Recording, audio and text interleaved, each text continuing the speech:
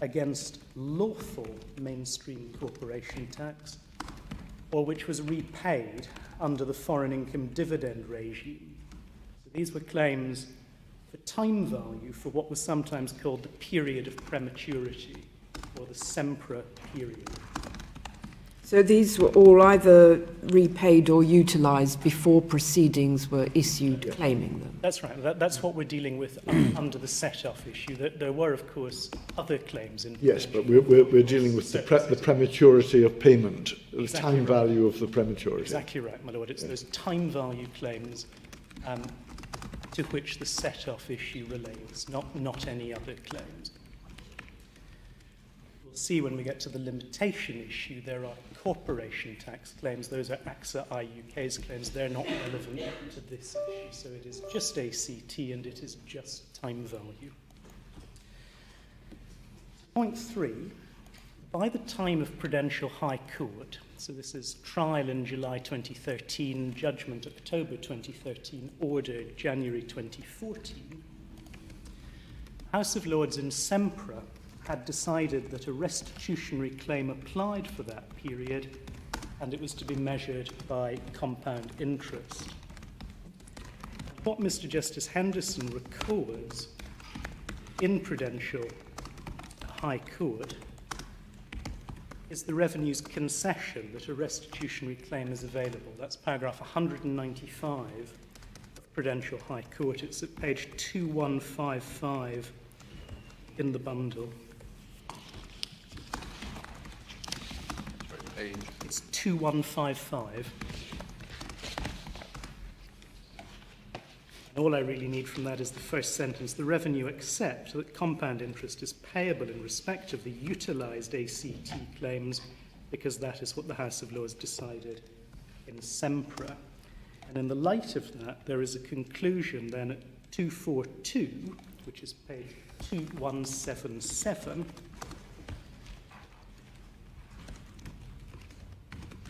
again, in relation to the claims for utilised ACT, it's common ground. As I've said, that's a reference back to 195. The position is governed by SEMPRA. Accordingly, compound interest is payable on the amount of the ACT prematurely paid from the date of its payment until the date of setting off against MCT, that's the mainstream corporation tax, at conventional government rates. But it wasn't entirely clear whether it was a Woolwich-type case or a mistake of law case, and nobody minded which it was, is that? Well, I'm terribly sorry, my lady, your questions in relation... What kind of restitutionary claim it was? This is for both, because in Prudential, as we'll see, the claims go back to 1990. So Mr. Justice Henderson is dealing both with the Woolwich claims and also for the mistake claims. That may have some significance when we come to the limitation issue, but it shouldn't matter for our purposes. Just to tie that together, my lady, I should show the court the order that was made, because that will show that we are dealing with both types of claim. Mr. Justice Henderson made a detailed order to give effect to his judgment.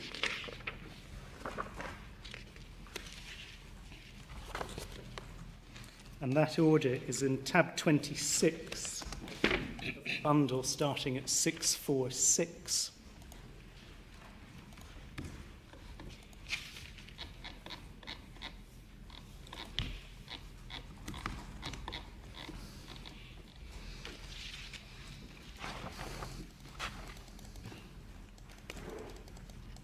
And there are various recitals, including recital 3, which includes the list of GLO issues, introduces the list of GLO issues to be determined. That list is at page 658.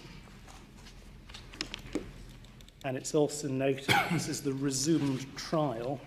That's the top of 647, and the trial's dealing with all issues, save only for the quantification of the amount of the damages and compensation or restitution.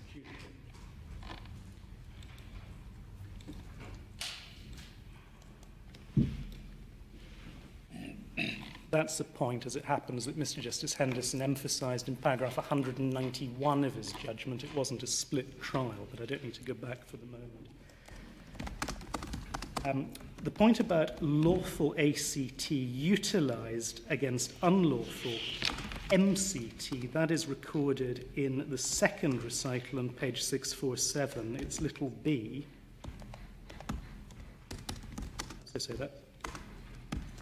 I'm so sorry, that's wrong. I shouldn't have referred to that.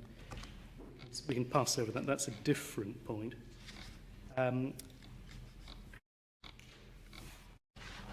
Bottom of 647, he's handed down his judgment. And by this time, top of page 648, this will be relevant to the limitation issue, but isn't relevant to this. We've had the Court of Justice's ruling in FII CJU 3. Now, the easiest way of doing this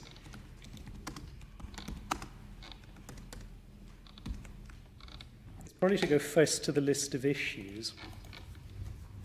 So this is Schedule 1, which starts on page 658.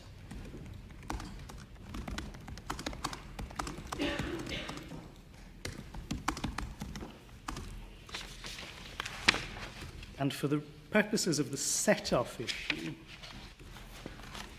section 7 on remedies on page 659. And we're looking at various different categories of claims. So one way or another, sections 1 to 5 raise various issues about the compatibility of the UK tax system with EU law. And then under remedies, for each of the categories of claim covered by 1 to 5 above, was there unlawfully exacted tax so as to found a claim under Woolwich, and what's the measure? Did the claimant pay tax by mistake so as to found a claim in mistake? If so, what's the measure of restitution? And then questions about defences. And just while we're on it, I'll come back under the limitation issue to section 8, dealing with limitation report in more detail on that. The findings in the order, or recorded in the order, which are relevant to issue Roman 8, is Declaration 11. I'm so sorry. It's 7. I'm so sorry. It's not Declaration. It's Declaration 8A. I think I've misled myself on the Roman numerals. Let me just. Where do you want us to look? Sorry. I'm very sorry. Now. I've managed to mislead myself because I miscounted. It's Roman 7 on remedies. 8. That 652. on 6.5. Well, hang on. I'm sorry. Yeah, 659. Yes, 7, exactly. I'm on remedies. Roman 7 on remedies. Okay. Page 659. And then to get the answer to that, I need to go back to 651 for issue 7, Declaration 8. I'm sorry.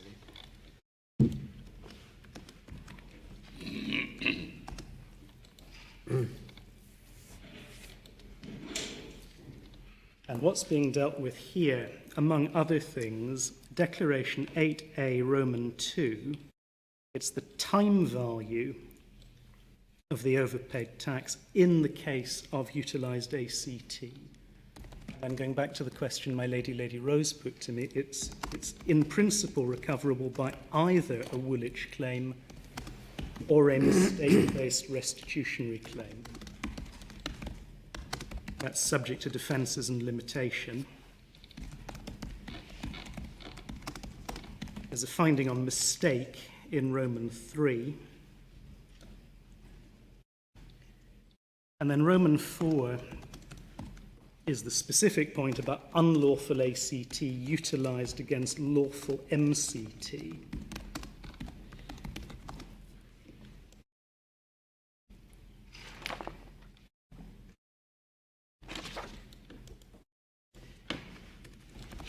Then on defences, the short point of defences is none of the defences succeeded. In particular, change of position, which was the only substantive defence advanced, that's rejected.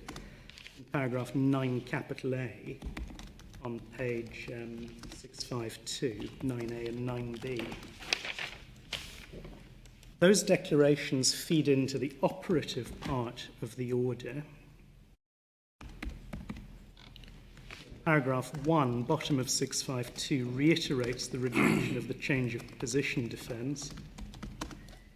2 is a separate point on no enrichment. That's now disappeared, top of page 653.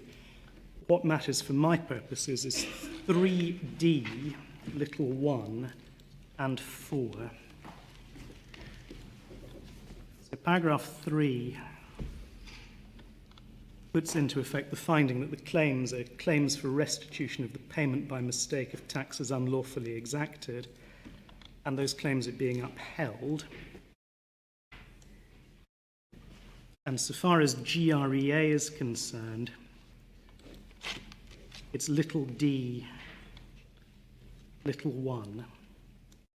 Claims for the payment of ACT not due because the credit referred to in declarations 2B to 2E above was not available from date of payment until, in the case of unlawfully levied ACT utilised against a lawfully levied MCT liability, the date of utilisation.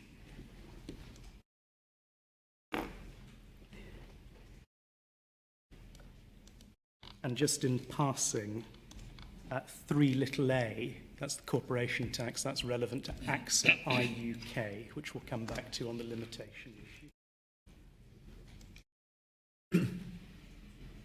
4, the amounts of restitution there to be calculated on a compound interest basis. That was applying the then current understanding of the law in Sempra. And then the claims which are successful, paragraph 5, it's back to 1990 for dividends received from companies resident in the EU. And then it's 1994 for EEA and third country resident companies. And what's the significance of those, that date? They're the dates, my lady, upon which the relevant freedom came into effect. So free movement of capital. Free movement of capital has effect from 1990 for intra-EU movements, and it's 1994 for EEA and third country. Standstill. And then just to complete the picture, that the court will have grasped and may well recall, the credit referred to in declarations 2B to 2E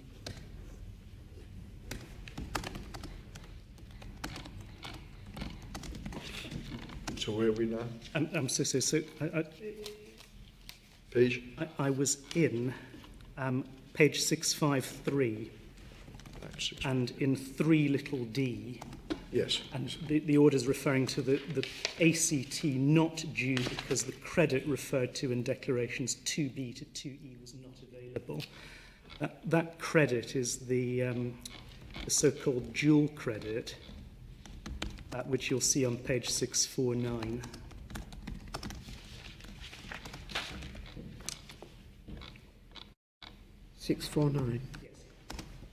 It's what section 231 needed to have done to comply with EU law. And this court in Prudential Supreme Court upheld the finding that what was needed was the credit at the nominal rate. It wasn't necessary in Prudential to decide whether there was also a need for credit for tax paid, but that's been settled by FII Court of Appeal in 2016. So 2B does accurately set out what was required to comply with EU law. There was no appeal by the Revenue against the rulings in relation to utilised ACT, insofar as it had been found that a restitutionary claim in mistake was available, and insofar as that claim was to be measured by compound interest. And as the Court of Appeal in this case recorded at paragraph 50, Mr. Justice Henderson's decision on the set-off issue was undisturbed, both by Prudential Court of Appeal and by Prudential Supreme Court. What has, of course, happened, and the reason why we're here, is that in Prudential Supreme Court, Sempra was overruled insofar as it was dealing with a claim in unjust enrichment. And without wanting to get too far into the detail of what was actually at issue, in Prudential Supreme Court, it is just worth showing the court paragraphs 78 and 79 in that judgment. So Prudential Supreme Court is tab 85, starting at page 2223.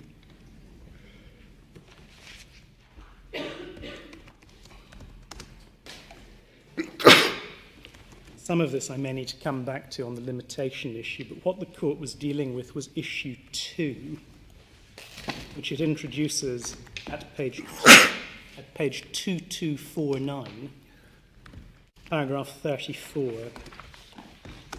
the bottom of that page. And there the court distinguishes these three categories of claim, which Your Lordship will have seen referred to in the written cases. And it's category A with which we are concerned. Category A is the time value claim for the Sempra period.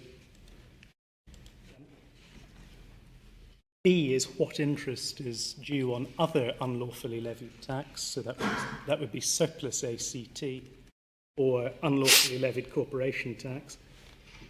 And then C is referred to as time value of utilised ACT, so that's what interest is due on what we might call the Sempra amount.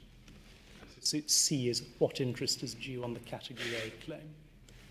And B and C, people were referring to section 35A, Yes. allowing the interest to be awarded on those, which makes me think that they must be sums which had not been repaid by the revenue prior to the issue of proceedings. And then there was the debate whether you could apply 35A.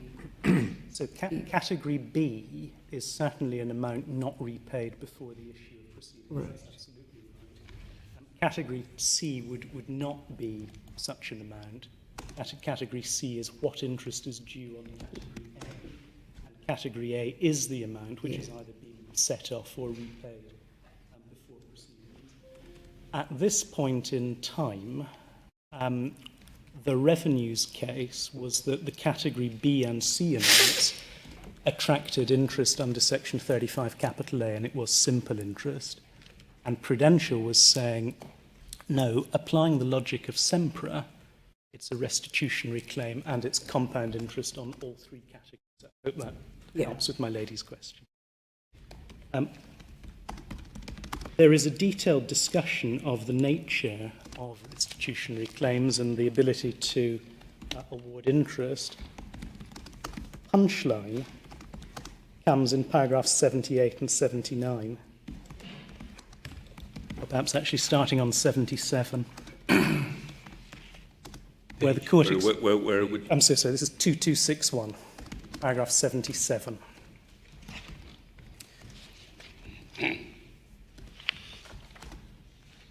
So conceptually, the claim to interest, it's not truly based on unjust enrichment, but on failure to pay a debt on the due date. And that's why it said interest can be awarded on the claims under B and C under 35A. And then 78, on a literal reading of 35A, no such interest could have been awarded on the category A claims. That's because the amounts had been repaid or been set off before proceedings had been commenced. But the court recognises that an award of interest is nevertheless required in such circumstances by EU law. That's to achieve an effective restitutionary remedy under English law in respect of San Giorgio claims. That followed from Metal-Gesellschaft, also referred to as Hearst. The court says it's unnecessary to decide in this appeal how an award of interest should be made available in those circumstances, and the court has heard no argument on the point, but there are a number of potential solutions. Just pausing there, it was unnecessary to decide it because the revenue had conceded category A amounts before Mr. Justice Henderson, and there had been no appeal in relation to the manner in which restitution should be provided for those amounts. And 79, so the court departs from the reasoning in Sempra in relation to unjust enrichment. Damages are left to one side. That meant that the revenues succeed on issue 2, and as the court says, Prudential's claims to compound interest under categories B and C must be rejected. Prudential's claim to compound interest under category A would also have been rejected if it had not been accepted by the revenue. So that's why the court didn't need to address the question of what remedy is actually required to give effect to the requirements of EU law, and in particular metal Gesellschaft. Subsequently, before this court in the separate franked investment income group litigation, the issue did arise as to what remedy was required. That was the hearing in what we call in the cases FIISC3 in December 2020. What had happened by then was that a statutory remedy for the period of prematurity had been introduced. That was Finance Act 2019, Section 85. I'm not proposing to turn it up, but it's in the bundle at 1299. Do you know, or could you say in due course, what date that provision actually came into force? It was enacted on the 12th of February 2019. It's on commencement of the Finance Act. And it reached back into the past. The details of this don't particularly matter, but broadly one could go back, I think, to... sorry, I'll just look at it and get the answer right. So it's enacted 12th of February 2019.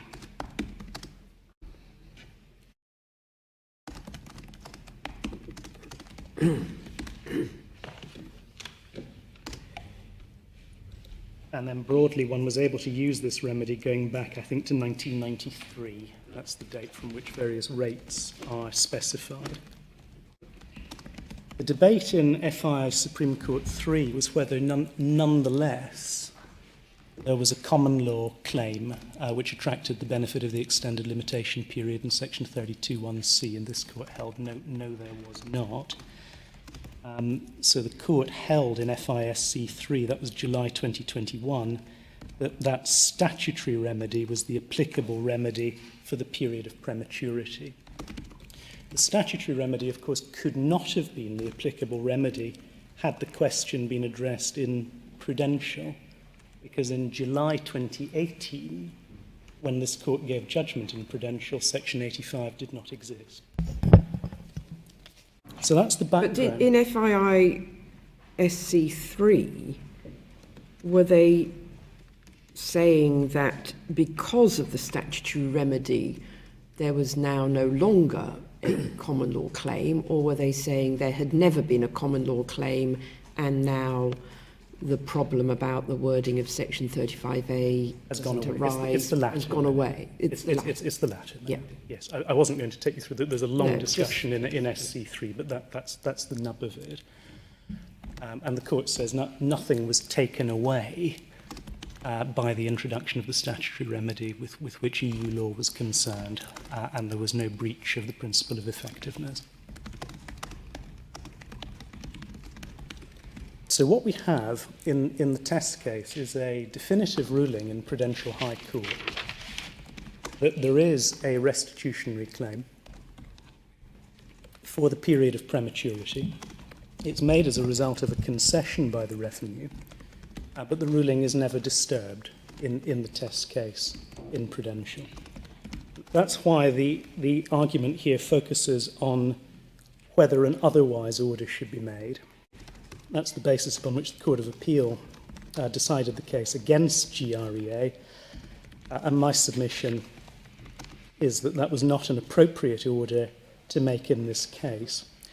Please can I deal with my submissions in 3 stages? First of all, why we say positively, if you like, that an otherwise order should not be made, so dealing with the purposes and policies applicable in group litigation. Secondly, to turn to the specific reasons that were given by the Court of Appeal for ordering otherwise in this case and explaining why they're wrong. And thirdly, to deal with a couple of additional points which come out of the Revenue's Respondents' Notice and written case. So first of all, why an otherwise order should not be made, the key overarching point in my submission is that the set-off issue was a pure issue of law. That was recognised by the Court of Appeal in paragraph 56 of its judgment. And the very purpose of the Prudential test case was to determine that issue for all of the claimants in the GLO. In my submission, if the GLO framework in CPR 19 is to work properly, the determination in the test case needs to be applied in the follower cases. It's wrong in principle for the revenue to be given a second opportunity to argue a point that they could have taken but did not take in the test case. That undermines, as I'll explain in more detail, legal certainty and finality. It undermines the GLO framework, and it wrongly creates arbitrary distinctions between claimants in the GLO in factually identical positions. And please can I develop that overarching submission in 4 short stages. First of all, a key purpose of a GLO is to enable common and related issues in multi-party actions to be determined efficiently on a collective basis. As we set out in paragraph 45 of our case, there are a number of important passages in chapter 17 of Lord Wolf's report on access to justice, which is the genesis for the GLO regime in part 19, which emphasise 2 things in particular. First of all, the objective of the collective treatment of multi-party actions, and secondly, that the rules seek to enable a group of parties to litigate the action as a whole in an effective manner. Can I please just pick up a couple of those passages in Lord Wolf's report? That's in the hearing bundle starting at page 2543.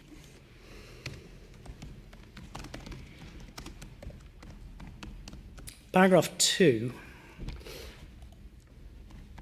sets out the 3 main objectives that Lord Wolf had in mind.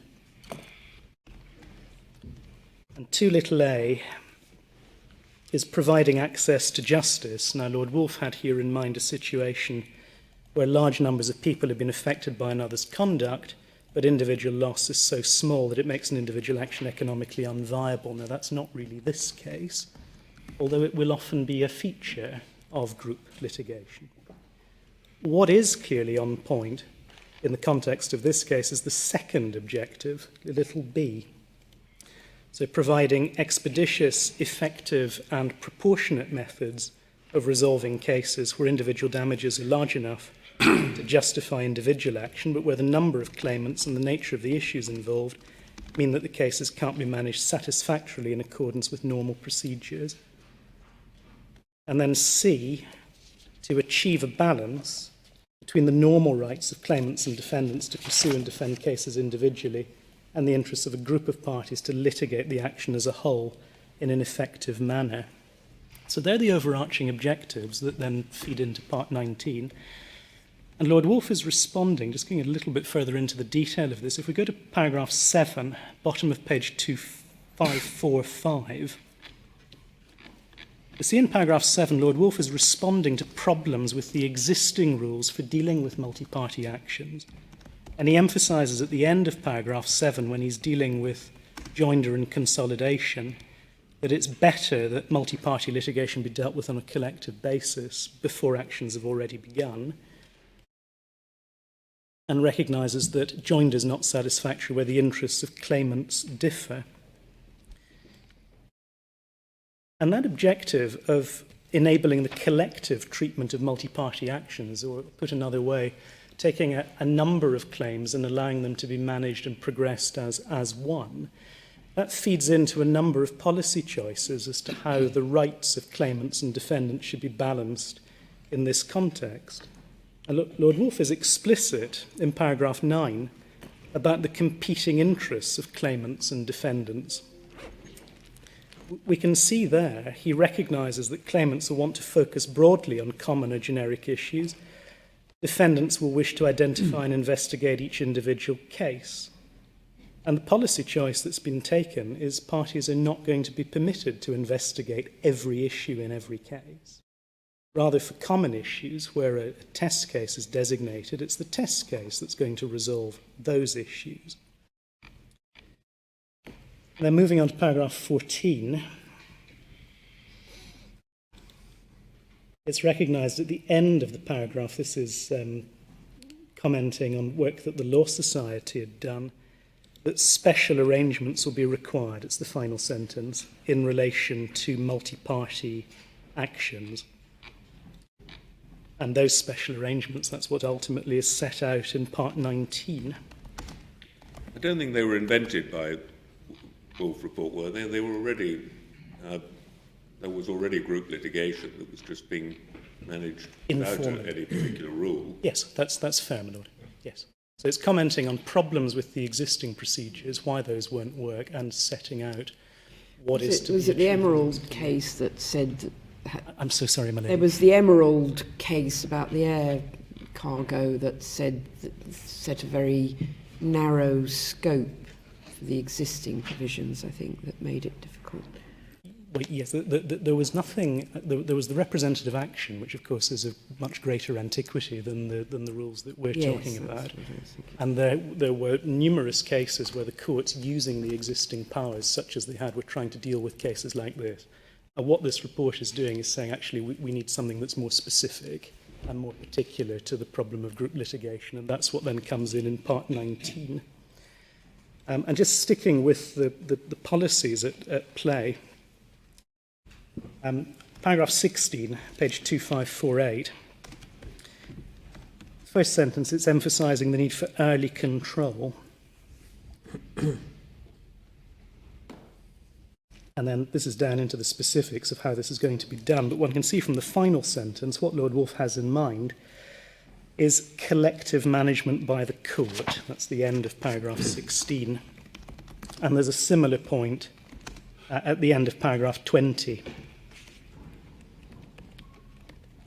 This was the context of looking at how many parties do you need in order to have a group. All that's required is that essentially it's to be more viable if there's a collective approach than if they're handled individually.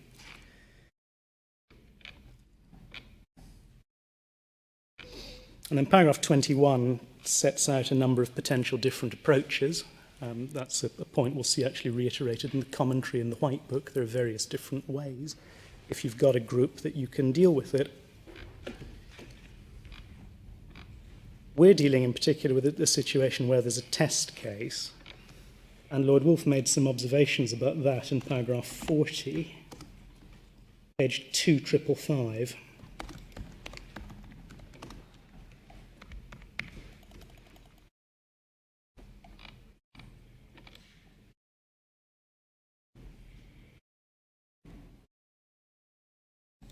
And having at 39 noted the need to be proactive, 40 deals with potential difficulties in relation to test cases.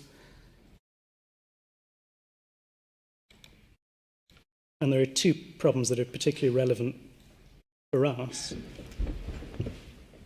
The first is this in the second sentence, that both claimants and defendants need to accept the case will be a test case in relation to, say, liability for all those claimants in the same provision. So there's a need to make express orders in advance of determination that parties will be bound by the results.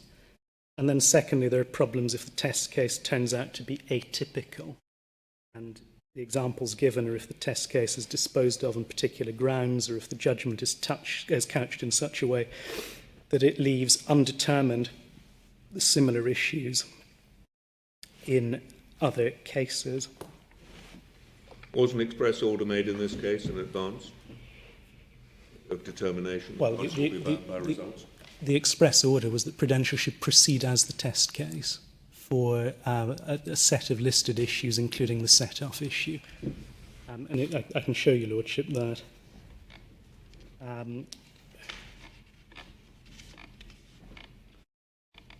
Yes. I mean, it struck me as the feature of the drafting of 19.23 is that One might have thought that there was a distinction between a judgment being binding on a third party and being enforceable by a third party. And all that the rule actually says is it's binding on the third party.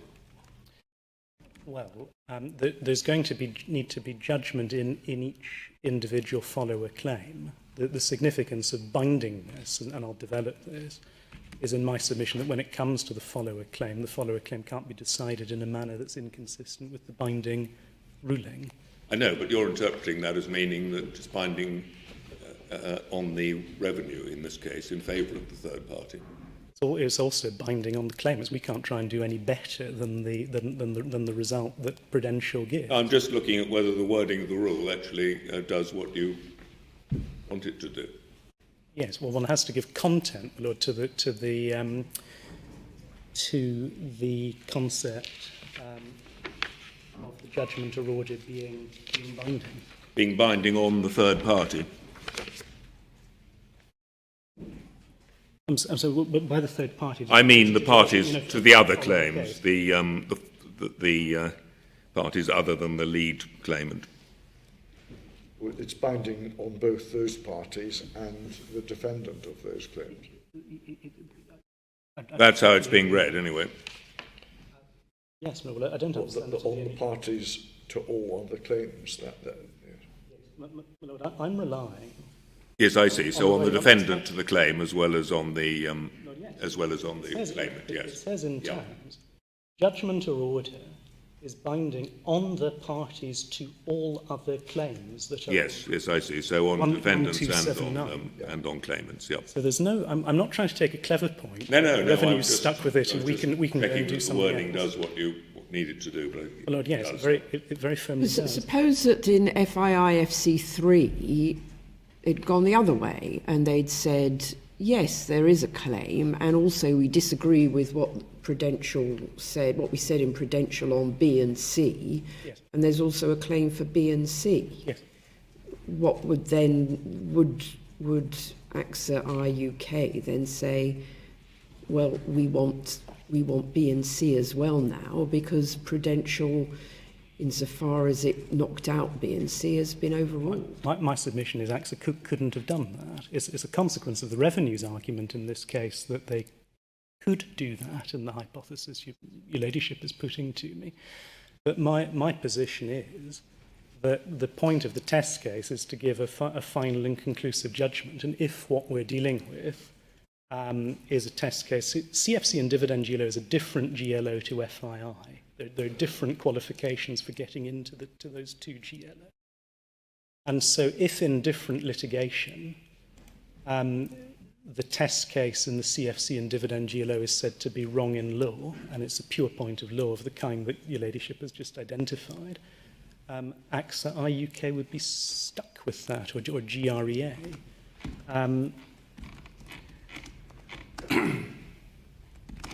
Can I go back, please, to the Wolf report?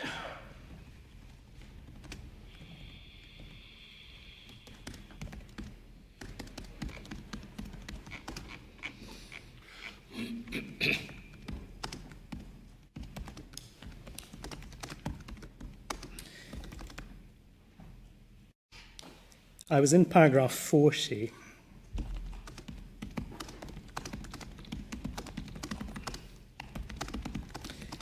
And the third consideration that Lord... Which page is it? I'm so sorry, it's 2555. And I'd looked at the first two difficulties that arise in relation to test cases.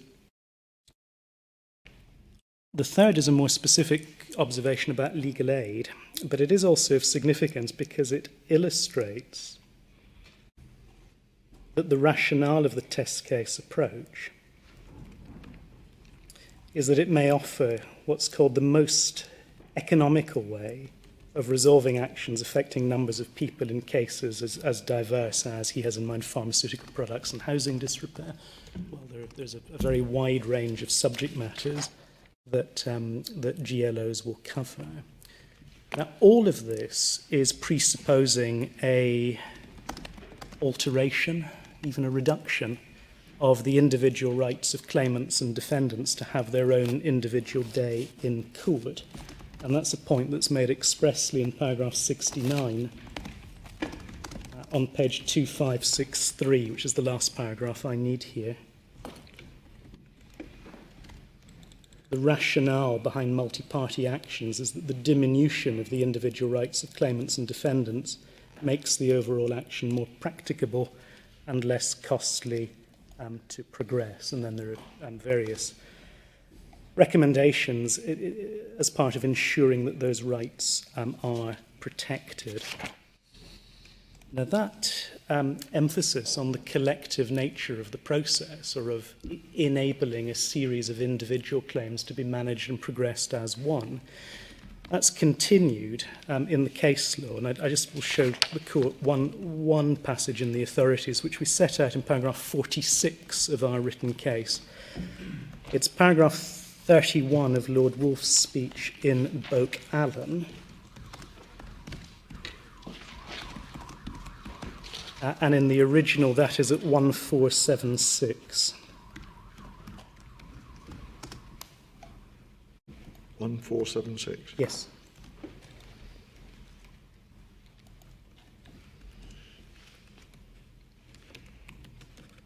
I'm not engaged with the substantive issue in the case.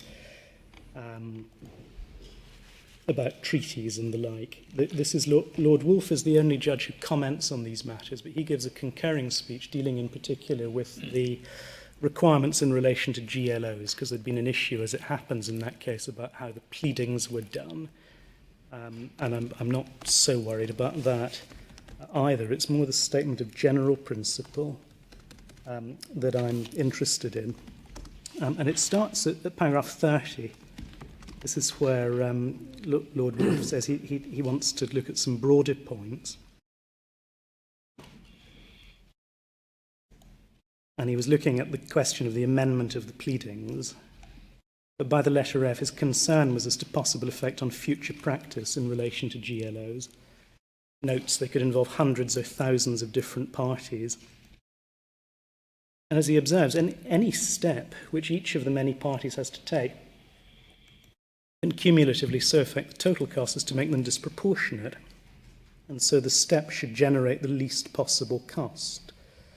He says in 31, and that may not appear to be such a problem in this case, because there's a lot of money at stake. But where it's avoidable, having one rule for one set of litigants of ample means and a different rule for litigants of lesser means can't be justified. All litigants are entitled to be protected from incurring unnecessary costs. This is the objective of the GLO regime. Then he tells us by H how the GLO regime is going to do this. Primarily, it seeks to achieve its objective, so far as this is possible, by reducing the number of steps litigants who have a common interest have to take individually to establish their rights, and instead enables them to be taken collectively as part of a GLO group. And so the point he was making was that irrespective of the number of individuals in the group, each procedural step in the action need only be taken once. And that was a benefit not just to members of the group, so claimants, but also to those against whom proceedings are brought.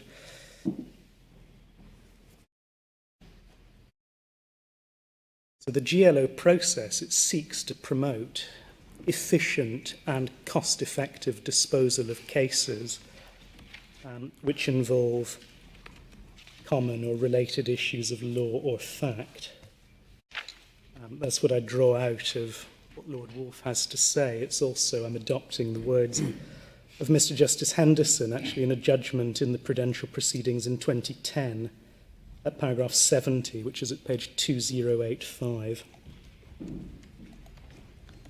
says that the GLO procedure is not intended to provide claimants with a jurisprudential laboratory for research into new and difficult issues of law, but rather to promote the efficient and cost-effective disposal of cases which involve common issues of law or fact. So that's the first point, that we're dealing with a collective endeavour in relation to the GLO process. Second point is that the collective nature of that exercise is, in my submission, underlined in this case by the fact that Prudential was designated as a test case to resolve common issues of fact and law in the GLO. My Lord Legate asked me about the order that had been made, and I can show the court that it's an order of Mr. Justice Park all the way back on the 12th of December 2003, starts at page 636.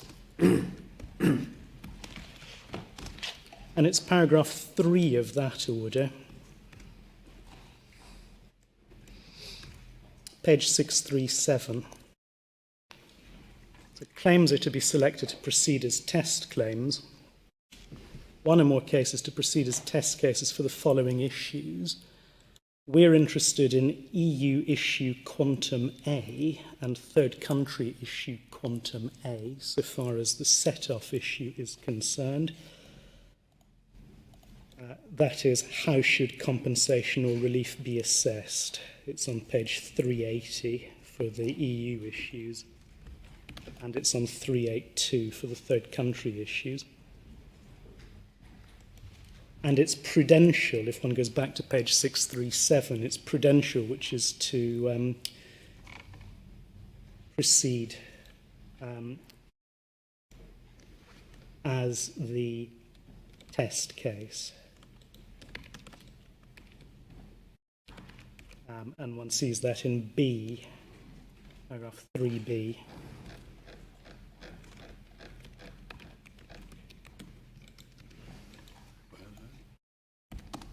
That's What's the difference between A and B? Sorry, at one stage there was going to be another one, but in the end only Prudential needed to proceed.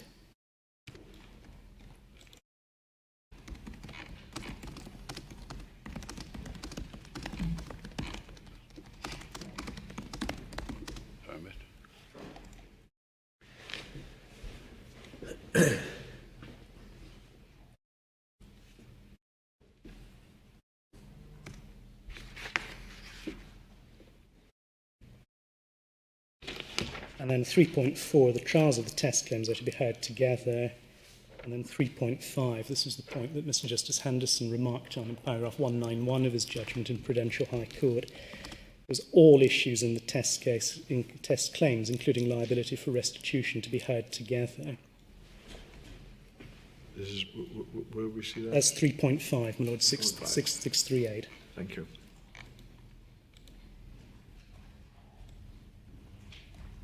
Oh, yes, I remember. Can I just ask you, the opening of paragraph 3.1 refers to the CFC dividend group litigation order. Yes. I thought you made a point earlier that there were two GLO groups. That one, CFC dividend, and the one to which this case belongs. No. If I did, I didn't mean to, my Lord. I see. The point I think I was trying to make was that the FII group litigation is a different GLO. Thank you. Yes. That was the point I was certainly trying to. No, not at all. In the case, we observe under reference to the commentary in the White Book, and that commentary is at page 2541. There's no need to turn it up. The only reason for referring to it, paragraph 19.26.1, is that there are lots of different approaches that one could take, even in relation to group litigation. The editors make the point that you could have division into subgroups, you could have identification of generic or common issues, you could have a master pleading, trial of preliminary issues, you can have some investigation of a sample set of claims or investigation of all individual claims. What's happened here is that there is to be a test case approach, and you see that in the 2003 order, and it's the full trial of the test case. So the purpose of trying the Prudential claim as a test case was to resolve not just the Prudential claim itself, but at the same time to resolve the specified common issues, and that includes the set-off issue, and to do so for all members of the GLO. What steps are taken to satisfy the court that the facts of the follow-on cases are identical to the test case? I'm not sure that they need to be identical, my Lord, and I'm not materially different. Possibly and I'm also not sure that I can assist now as to what was happening in 2003. But that is something, presumably, that must be done. But yes, there was, as I understand it, some form of hearing in front of Mr. Justice Park. Right. and either by agreement or at the very least absence of disagreement from the revenue. And Learned Friend may be able to help more with this in due course. I don't know, because he may have been there and I certainly Because if wasn't. there are factual differences, it completely undermines the GLO order. Potentially. If one needs the test case to be sufficiently representative. Yeah. And one saw, and as I understand this does happen in practice in other cases, there is active case management by the court, which needs to be persuaded that it is appropriate to make the group litigation order in the first place, but also what are the common issues to be, what are the test cases to be in relation to those common issues. So there needs to be engagement between the parties and by the parties with the court in order to arrive at a process that works. What we see certainly in this case is that the understanding is that Prudential is going to be representative of all of the dividend claims. I'm putting to one side entirely the CFC component of the group litigation. If one looks at Mr. Justice Henderson's judgment in 2010, he actually discusses the CFC claims. They're nothing to do with what we're concerned about. They raise similar issues to what was determined in the Cadbury-Schweppes litigation. I mean, the point I'm on, actually, I see is sort of to an extent catered for in paragraph 3.1d, which envisages that there might be additional test cases for factual aspects which are not represented. That's correct. By the And no additional test cases were identified. Okay, thank you. Yeah. But how do you get onto the register? Is that just a choice that the claimant makes, or is there some filter? You may be required to join the register by order. So there are... I think it's usual that if you don't join the register, then you don't get the benefits, and you may lose the chance to make your claim. Well, that's exactly right, my lord. But also it may even go further than that, because it's often the lead solicitors who do this. They may actively apply to the court for an order requiring a party who perhaps wants to be a free writer and stand behind running the risk your lordship has just identified. The lead solicitors may say, actually, we want you to be added to the register, and the court does make such orders. So if you're the solicitor for the defendant and you suddenly get a writ from somebody else raising the same thing, you can say, I want that to be part of this GLO, so that if I win, I don't have to then refight the battle. And the court can set cut-off dates, which I think is the point my Lord Legate has in mind, that actually claims have to be on the GLO by a certain date. So all of this, it ties in. It was one of the reasons I was showing the court the points from Lord Wolfe's report. This is all the product of active engagement at an earlier stage that's setting a process in train that is going to be an efficient process for determining claims which may number in the hundreds, the thousands, or even the hundreds of thousands. And that process is upset in my submission if, as here, the revenue seeks to reopen determinations that were made in the test case itself, not because of some procedural problem, some procedural unfairness, something like that, but simply because the law has changed. That's what's going on in this case. The revenue says, well, the law changed later, therefore we can go back on what was decided in the test case, and that, in my submission, is contrary to principle. It shouldn't be permitted.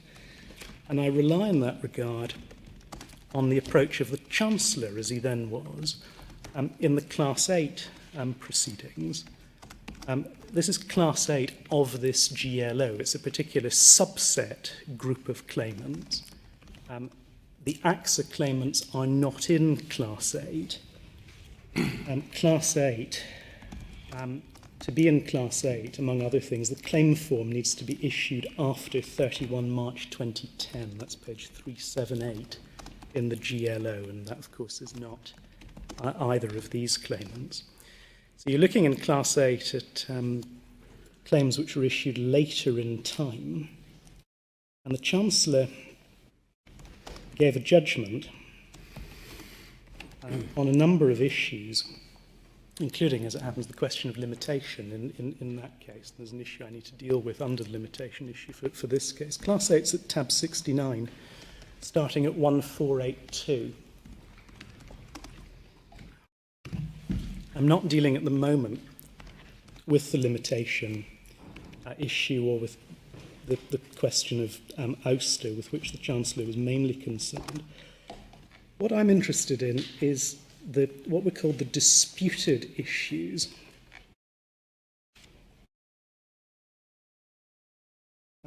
This was a sort of second order set of issues which are identified by the Chancellor at paragraph 17, page 1489. And I don't want to get stuck in the detail of this, but 17 tells one what the issues are. And they're points that the revenue wishes to raise, and the claimants is saying, these have been decided, you can't. And you can see the claimant's position at paragraph 128, which is page 1536.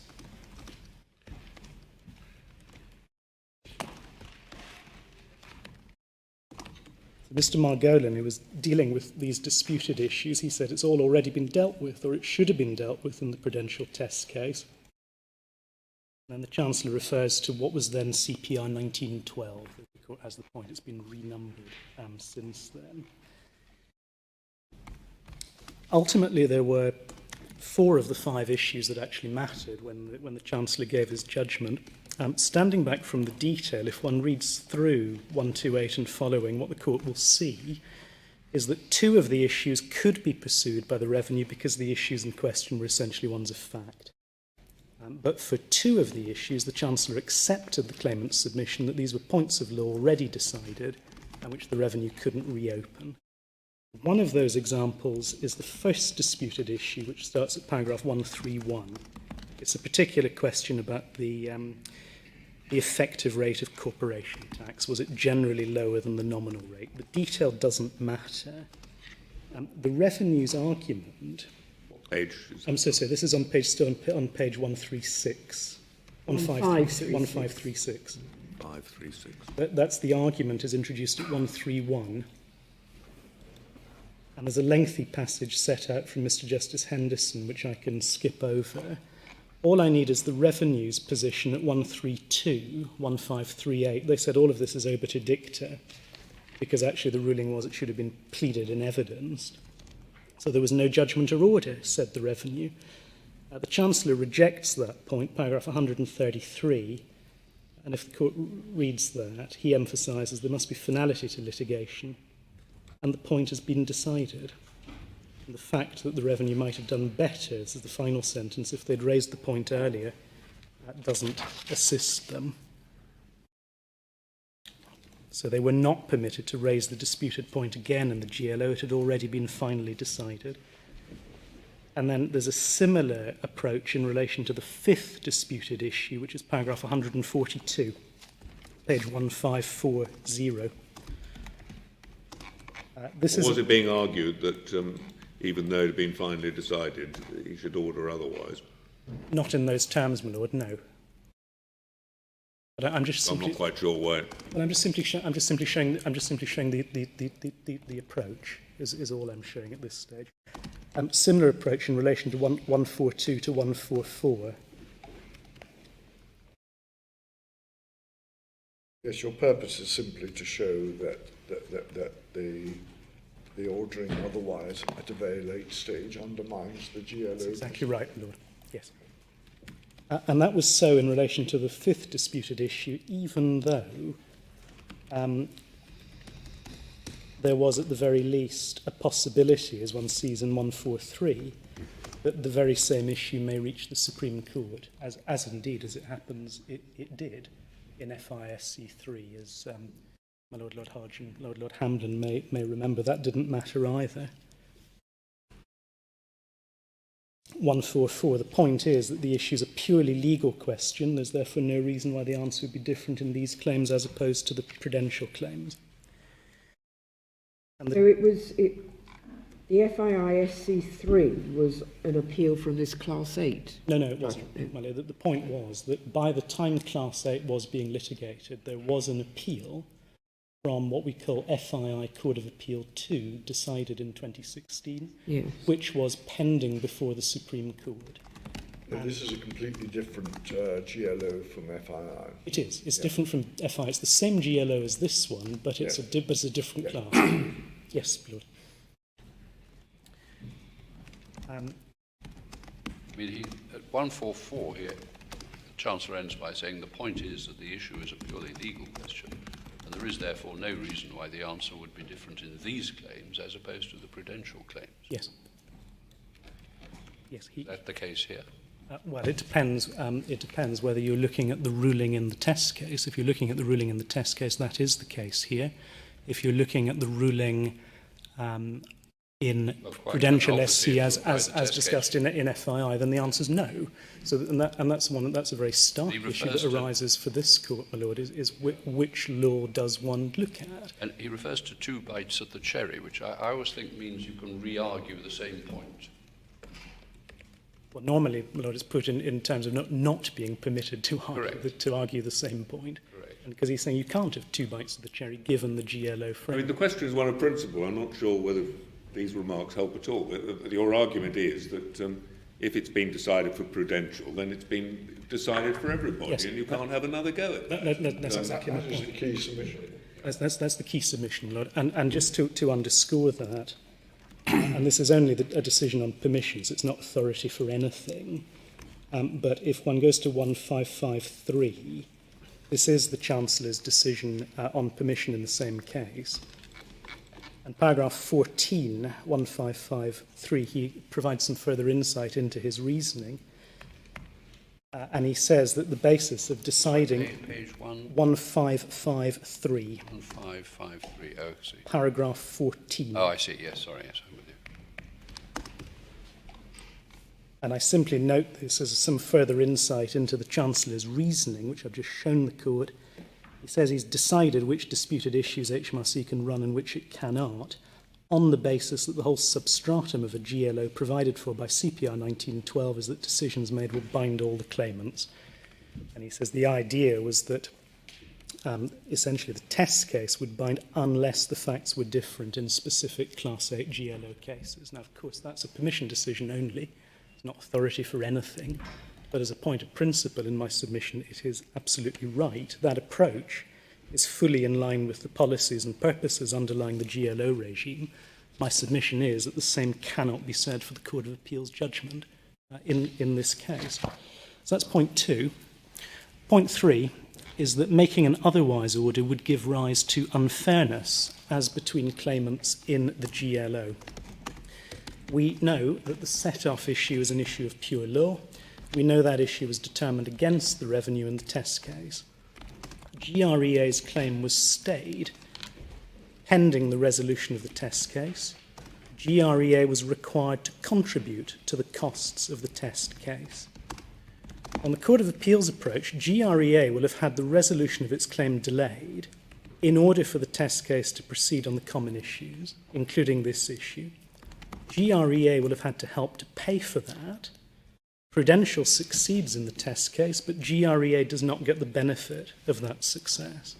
And my submission is that that outcome is fundamentally unfair.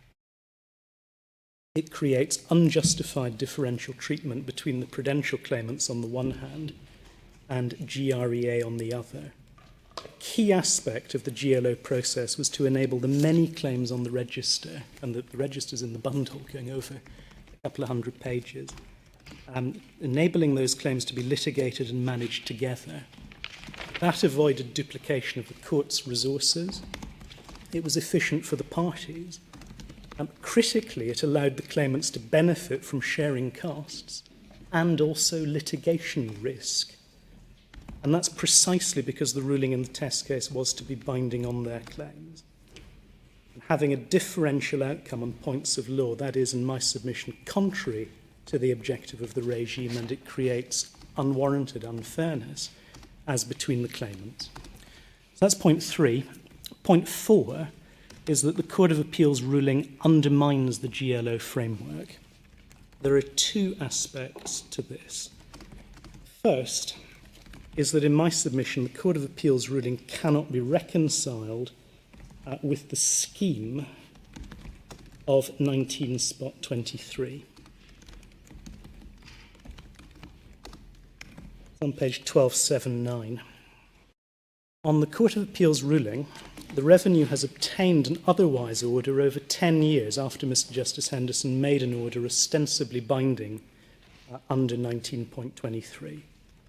The rule in my submission contemplates an order which is either binding or not binding at the time it's made, and it's out of step with that scheme for an order to be held to be non-binding years later. The reason I say that is that under the rule, parties adversely affected by rulings binding on them, they are supposed to challenge those rulings by appeal.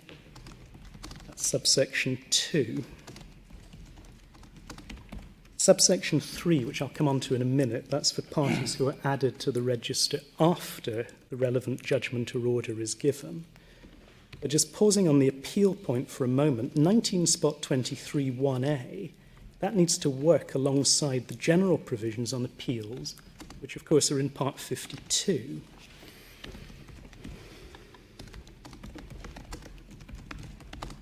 And if one looks at how 19.23 is couched, the ability for a party to apply to the court for an order that the judgment or order is not binding on them, that is set out in subsection 3.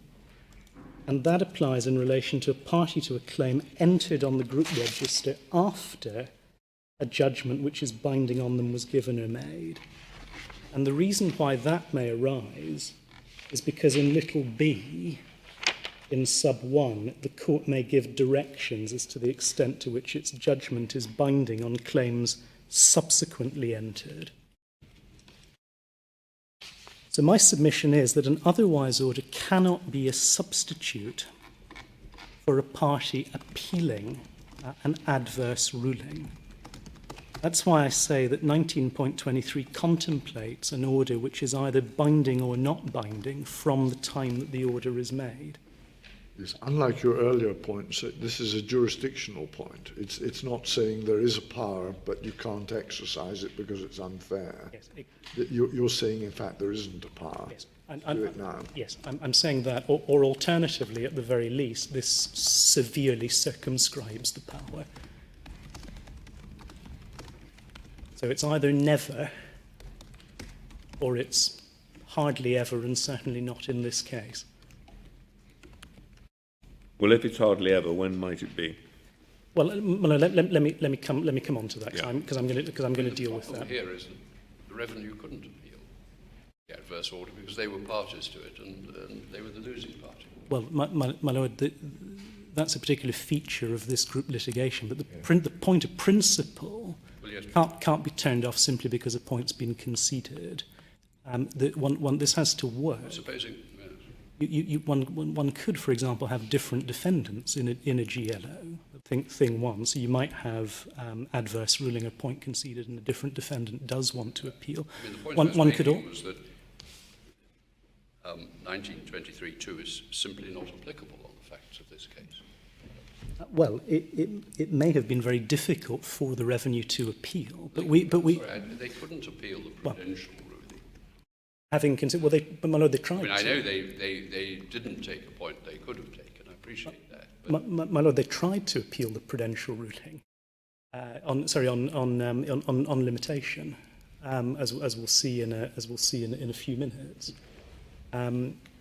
Experience tells, and this has happened at least twice in the FII GLO, that on appeal the Revenue has been able to withdraw concessions, I'm really amend its addressing your PIP. point of principle. Yes. I'm not addressing the facts. I'm saying that there are cases where this is one of them, but I suppose another, where 2 is simply inapplicable. Well, my lord, what I would say is that it would have been open to the Revenue to attempt to appeal. It may have faced an uphill struggle in doing so, precisely because it had conceded the point. But there is certainly a ruling which was adverse. The basic submission is it's meant to work symmetrically, this. Yes. And this shows that if you're that the only way of challenge is by way of appeal. Yes, that's right. And if on the facts of the case there isn't an opportunity to appeal, well, You can't get through the back door by ordering otherwise, my lord. Yes, that's what I'm saying. Why have we got the words "unless the court orders otherwise"? I'm going to come to that. I imagine you will. I'm going to come to that. But my core submission is there's no otherwise order when Prudential High Court has decided, so not in 2014 in the order I showed the court, nor indeed when the Court of Appeal ruled in 2016, or when this court ruled in 2018. So it must follow in my submission, Prudential has since 2014 been binding in these claims. And it is contrary to the principle of finality, contrary to the proper administration of justice, for that order to cease to be binding on the Court of Appeal's analysis 10 years later in 2024. The route was appeal. Now, as I say, that may have been an uphill struggle for the revenue, but that was the route.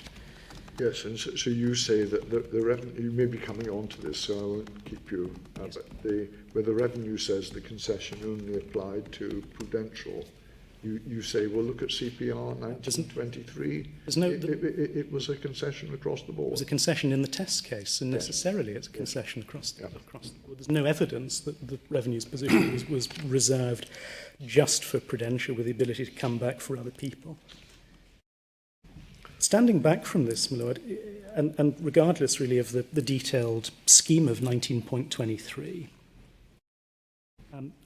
if one looks at what's been ordered in this case, GREA, which has participated in the litigation, helped pay for it going back to 2009. That was on the basis that the common issues would be resolved by Prudential.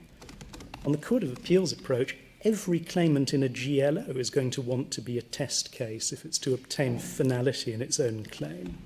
Because where we are at the moment is there would always be a risk of a change in law after the determination of the test case, but before final judgment in individual claims, undermining the test case ruling. And just pausing there, those follower claims, we know it could be tens, hundreds, thousands, hundreds of thousands of follower claims. It cannot be right that there is no certainty as to the resolution of the common issues until the litigant has got judgment in its own case. That's not consistent with the efficient resolution of the litigation on a collective basis. And that's before one gets to the obvious incentives for delay for a party that loses a test case. That's why I say the power of a court to order otherwise is not intended to permit new arguments of law to be advanced, which could have been taken in the test case, but which, for whatever reason, weren't. But that's exactly what the Court of Appeal has granted to the revenue. Now, just before I turn to the Court of Appeal's errors, I was asked, well, when can a court order otherwise? Can I give 4 examples? The court could order that the test case will be binding only for certain subgroups and do so in advance, because it may be appreciated that different issues arise by reference to different cases for different subgroups. A test case may be identified. This is a second example, but it turns out that it becomes appreciated that the test case is unsuitable. Test case is not, in fact, representative of follower cases, so there would be injustice in applying it to other cases. 3, there might be some kind of procedural unfairness, perhaps inequality of arms, or perhaps a procedural error in the test case which makes it unfair for the test case to bind others. And 4, the ruling given in the test case might be either incomplete or overbroad, is a potential situation. So when it's said against... Overbroad or overruled, did you say? Overbroad. Overbroad. They're examples. So when it said I'm leaving no work for the otherwise order, no, I'm absolutely not. So what do you mean by overbroad? Well, if it emerges that there is a genuine point of factual distinction, but the ruling is couched in such terms that on the face of it, it would apply. Now, there could be a nice jurisprudential question about, are you simply saying, yes, the ruling's binding, but it doesn't apply, or are we really ordering otherwise? And I think what I'm saying under 4 is that's removing doubt. Your second example. So I was wondering, what's the relationship between the second and fourth? It's potentially a variation, my lord, yes. If there was a procedural unfairness, presumably there could be an appeal. Well, maybe not if the test case is finally settled, and or if, say, the court is not. It may the unfairness may emerge only later. There may be a problem in getting the appeal. The test case may. Perhaps. I'm just wondering how that fits with your emphasis of 19.23.2. Well, what I'm saying is it's not a given that there could be an appeal. So they're illustrations. But my core point is that whatever the otherwise power is doing, what it's not capable of doing is allowing points of law to be relitigated or argued anew, and that's what's going on here. Now, on the Court of Appeal's errors, I've set out my submissions on those in writing in 53 to 68. First point is that we say that the court was wrong to draw an analogy with res judicata, and in particular issue estoppel, or at the very least it erred by taking that analogy too far. Now, we know, and this court has set out in some detail, it was at FIISC 2, paragraph 59, which is in the bundle at 1754. We don't particularly need to turn to it. But the underlying public interest in cause of action estoppel, issue estoppel. Just give me the paragraph number. Of course, 59, page 1754. 1574. Yeah, there the court was dealing with cause of action estoppel, issue estoppel, Henderson and Henderson abuse of process. And under reference to Lord Bingham's speech in Johnson and Gore Wood, it emphasised that the underlying public interest of those doctrines is the same, so that there should be finality in litigation, that a party shouldn't be twice vexed in the same matter, and that public interest is reinforced by what he described as the current emphasis on efficiency and economy in the conduct of litigation in the interests of the parties and the public as a whole. And this court in FISC 2, par 60, also referred to Lord Neuberger in Virgin Atlantic, where he'd noted that the purpose of res judicata is to support the good administration of justice and the public interest in general, and the parties' interests in particular. But those doctrines, or the principles applicable to those doctrines, in my submission, cannot be transplanted across to the context of group actions and CPR 19.23, as the Court of Appeal has done. As I've been submitting, the context of group litigation is different to ordinary private party litigation. We are not concerned simply with the point that a litigant should not be twice vexed in the same matter. In group litigation, there's a much deeper point that what the test case is supposed to do is to determine common issues for all members of the group. And that reflects a policy choice in the interests of the efficient determination of the group of claims, but the common issues should be resolved on a test case basis. And it reflects in my submission that collective sharing of the risks of litigation. That's why the follower claims are stayed, and why followers have to contribute to the costs of the test case. That's why in my submission it's wrong to look at the follower cases and approach them as if, like in issue estoppel, we're looking at a new set of proceedings between the same parties. The point of the test case was to determine the common issues for everybody. But a big part of the test case is, it doesn't arise here, but there may be common factual issues, like was the defendant negligent in their conduct, and that may be the foundation of a claim for damages brought by 1,000 different people, but it's the conduct that's being challenged is the same conduct. Now, ordinarily, if there was a finding of negligence in other litigation, Hollington and Hewthorne would say that doesn't help a subsequent litigant in separate litigation, but under the GLO regime, it does. That then is decided, and this regime overrides that inadmissibility of that. Well, my lady, it depends what the nature of the issue is, because if one goes back to Class 8, the Chancellor in Class 8 was content to let the revenue argue that the facts were relevantly different in other cases. No, well, just taking the example like where the facts are the facts. Either the defendant was negligent or they were. Lady, yes, if there's one, yes, if it's one act of negligence, I quite see that. If it's a one-off thing, not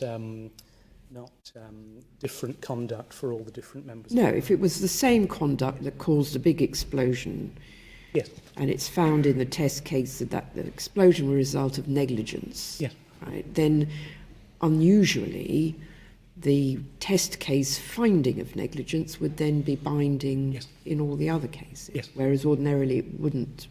That's right. Yeah. Yeah, that's right. But the complaint I'm making is that it was wrong in principle, or at least the exercise went wrong when the Court of Appeal was looking to borrow concepts from issue estoppel, because true it is that there is an exception to issue estoppel in that it may be possible to argue in changed circumstances, either to re-argue a point of law or to take a new point not previously taken. But in issue estoppel, that is conditioned on it being unjust for the point not to be permitted. And my point is that in the context of the GLO regime, looking at this case, justice works in the other way. The point was to have a collective determination through the test case, and that is what we have. Just extending my lady's example, suppose sometime after the trial new evidence comes to light, which couldn't, with reasonable diligence, have been obtained, which gives a new argument suggesting that it wasn't negligent after all. You say, well, that's too bad, because the whole point is to resolve that issue once and for all for everybody. Well, starting point, too bad, or it may depend on why it is that the evidence did not come out. It's possible that a court might say that it's unjust that is not taken into account. But the starting once point, you go down that route, then I would have thought you were leaving the door open. Indeed. A more flexible kind of approach, which is what the respondents here want to. And that's why I started where I did, my lord, because my position is no, it's not, because the parties were signed up to, or perhaps had imposed upon them, a process where it's the test case that is going to be decisive. Can I just look at the special circumstances which the Court of Appeal identified, because I'm conscious I need to get to the end of set-off and also deal with limitation. There were 4. The first 2 were in paragraphs 70 and 76 of the Court of Appeal's judgment. So it was said that Semper had been overruled in Prudential SC, and absent an otherwise order, claims on the group register would benefit from a decision known to be wrong in law. That, in my submission, was the wrong approach, because the correct law is the law as determined in the test case. It is simply a fact of life in our common law system that law changes. Precedents may be overruled, they may be distinguished or qualified in important ways. And indeed, in complex group litigation, it may take a very long time indeed to get to the very end of a road of a final judgment for follower cases. So there's nothing exceptional about a case where the Supreme Court reverses previous authority. As it happens, there's a lecture of Lord Burroughs on the court's website identifying uses of the 1966 practice statement. The House of Lords explicitly used the practice statement, Lord Burroughs tells us, 14 times between 1966 and 2009, just over once every 3 years, plus another 5 cases where cases were overruled without reference to the practice statement. One can't say this is wholly exceptional. And there are illustrations of this court. There are at least 3 explicit uses of the practice statement by this court since 2009. One also has to ask, well, what is it about overruling? What about distinguishing? Does it make a difference if the practice statement is used? Does it make a difference if it's Court of Appeal authority that's overruled? My point is the Court of Appeal's judgment undermines legal certainty and it undermines efficient dispute resolution.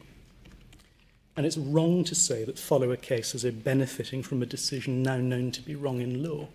Even if we look at issue estoppel, unless the unjust exception comes in, the estoppel applies. And if the estoppel applies, the case is determined on the basis of the facts or the law as it was determined in the previous judgment. That is not a problem. That's normal. So there's nothing in those first two special circumstances, nor is there in special circumstance 3, that was that GREA's claim remains to be tried, paragraph 77 of the Court of Appeal.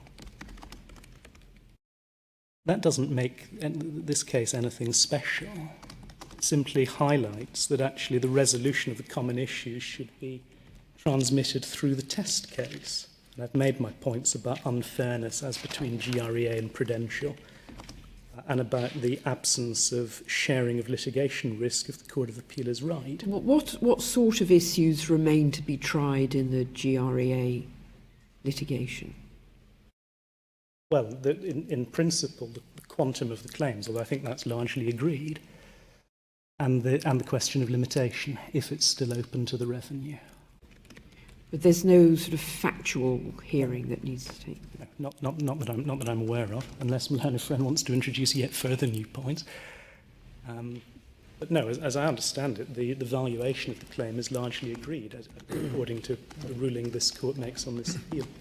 So that was 3, and then 4 is it was said, this is paragraph 81 in the Court of Appeal, that there would be a logically inconsistent distinction between GREA's recovery for Category A claims on the one hand and B and C claims on the other. There's nothing in that point either. That's just the result of the revenue having conceded the Category A claims. And it's certainly not something that troubled this court in Prudential Supreme Court itself. There's no greater reason for that to be a concern here either. So those were the Court of Appeal's errors in my submission. 2 additional points that the revenue raised. I think I'll simply reserve those to reply, if I may, given the time. Just to say and outline what our position is. The revenue, first of all, relies on this court's reference to group litigation in Prudential SC paragraph 40.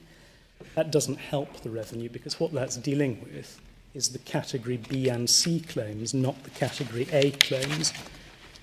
Point 2 is the point I canvassed with Lord Hodge earlier, that this was a revenue agreement only with Prudential. Paragraph 95 of the revenue's written case. There's no evidence for that, and it's totally incompatible with the GLO scheme in 19-23.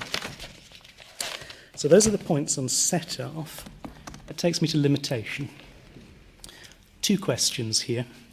Was there a judgment or order in the Prudential test case in relation to a GLO issue which decides the limitation issue in the claimant's favour? And here it's both AXA UK and GREA.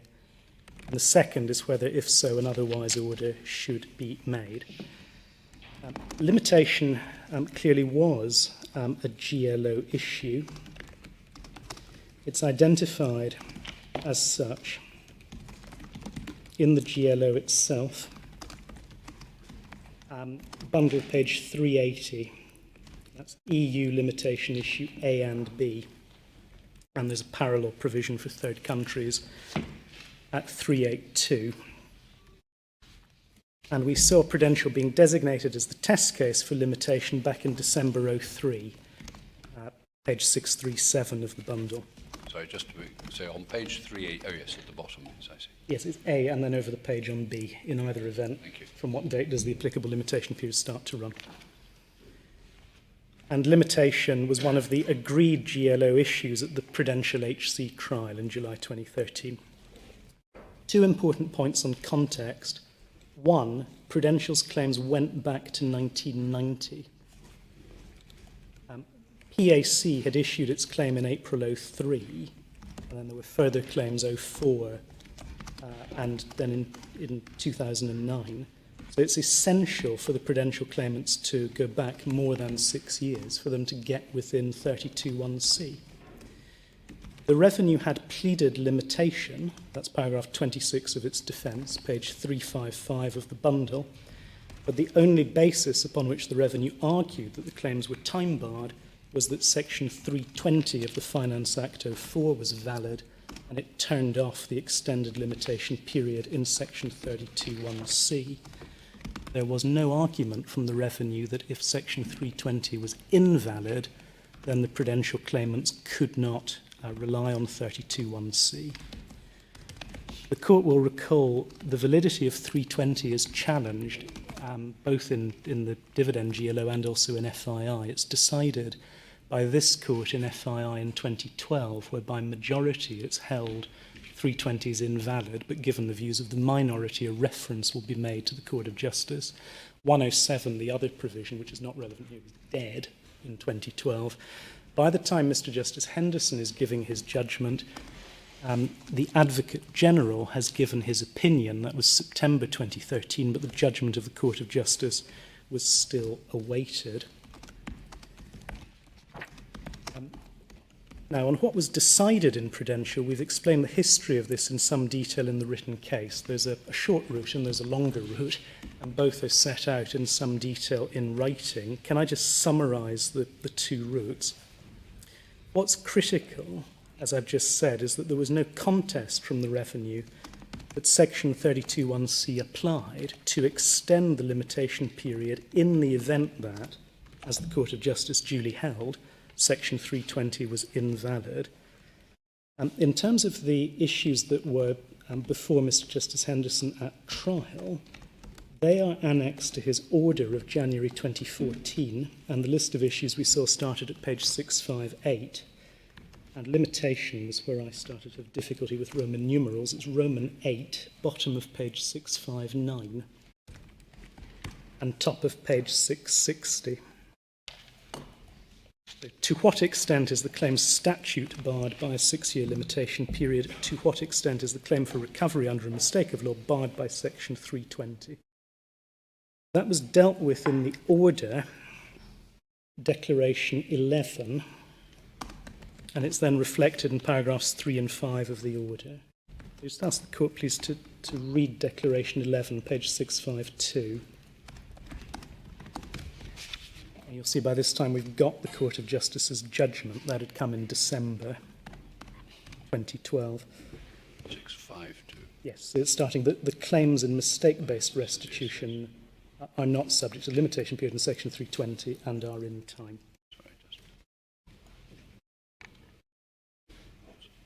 And that's a rejection, of course, of the revenue's limitation defence. That carries through into the operative part of the order, which we've looked at already. So 3A upholds the D5 claims, that's AXA UK's claims. 3D upholds the ACT claims, that's GREA's claims. And as I was explaining earlier, paragraph 5, that's the successful claims going back to 1990 for EU income, 94 for the EEA and third country. Just as it happens, no doubt Prudential had claims going back to 1990 because they get judgment for them. One will see that at page 671. Accounting periods, they go back to 1990 to 1993 inclusive. The revenue is refused permission. Page 671 is... It's a later. It's a later order, and I'm just tying the threads together to show this all goes back to 1990. Malone Friend has a point. This is all to do with relating back, and I'm saying, well, that can't possibly be right because you need 32(1)(c) in order to access the periods more than 6 years before the issue of the claim, and those periods include periods going back to 1990. Same observations made as it happens in Mr. Justice Henderson's judgment that the author will do for me. The revenue is refused permission to challenge the ruling on limitation. That's explained by the Court of Appeal, in Prudential Court of Appeal.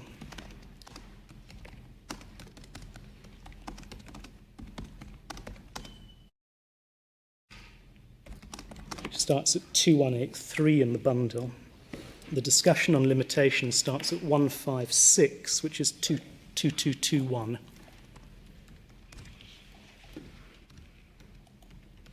Which page do we go to? 2221. 2221. Yes, this is the Court of Appeal's discussion of limitation in Prudential Court of Appeal.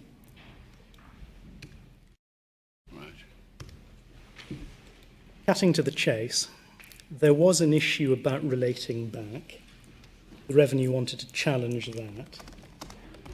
The Revenue also wanted to argue for an earlier date of constructive discovery under 32(1)(c). And the Court of Appeal observes that the judge had said his decision on relating back was of little practical consequence because if Section 320 was invalid, as was likely, because of course by then we'd had the AG but not the court's judgment, under the letter G, Prudential would be entitled to rely on an extension of the limitation period under 32(1)(c). It was clear from the transcript that this was common ground. Then the court explains what the Revenue was appealing on, whether the judge was right in what he decided, and also wished to argue that Prudential could with reasonable diligence have discovered the mistake earlier than it did. The court says this was not an allegation that had been pleaded or raised before, and so they refused permission for HMRC to argue the latter point, that's that Prudential could with reasonable diligence have discovered the mistake earlier than it did. What that meant was that an appeal on the relating back question could have no practical effect, so that was excluded as well. But what nobody actually says is that's because of DMG and the date on which the European Court decided that the regime was unlawful. Well, not in so many words, milady, but we get there in terms of that we get sufficient for my purposes out of the order and also Mr. Justice Henderson's ruling. You can see the Revenue explaining its own position to the Court of Appeal, and I'll show you that. Before I do so, I should just say that the reference to the point of common ground, what the Court of Appeal has in mind is the passage we set out in our written case at paragraph 81, and that's that all of the arguments that were being put forward on limitation, they're only relevant if Section 320 is valid. If it's not, it doesn't matter. These points are academic. And that's in the transcript in the original, page 1108, internal pages 47, lines 20 to 22. None of that was any surprise, because if you go back to the trial in 2010, and don't forget, the trial in Prudential in 2010 is the reopening of a trial, which had started, I think, in 2005, been adjourned for the reference, attempted to be recommenced in 2010 and been adjourned again. We note in paragraph... That was the reference that was decided in the reasoned order. That's right. Yeah. Yes, that's right. But at the trial in 2010, we set this out in paragraph 82 of our case, the only point on limitation that the Revenue was taking was the point on Section 320. And there was no change in the Revenue's position in 2013. So when it comes to Prudential in the Court of Appeal, the Revenue explains its position in its skeleton argument.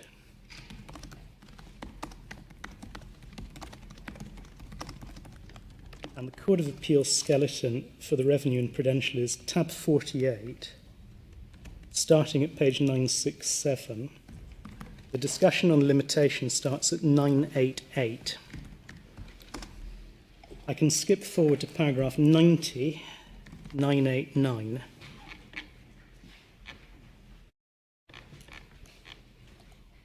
That's the Revenue summarising its position that its assumption had been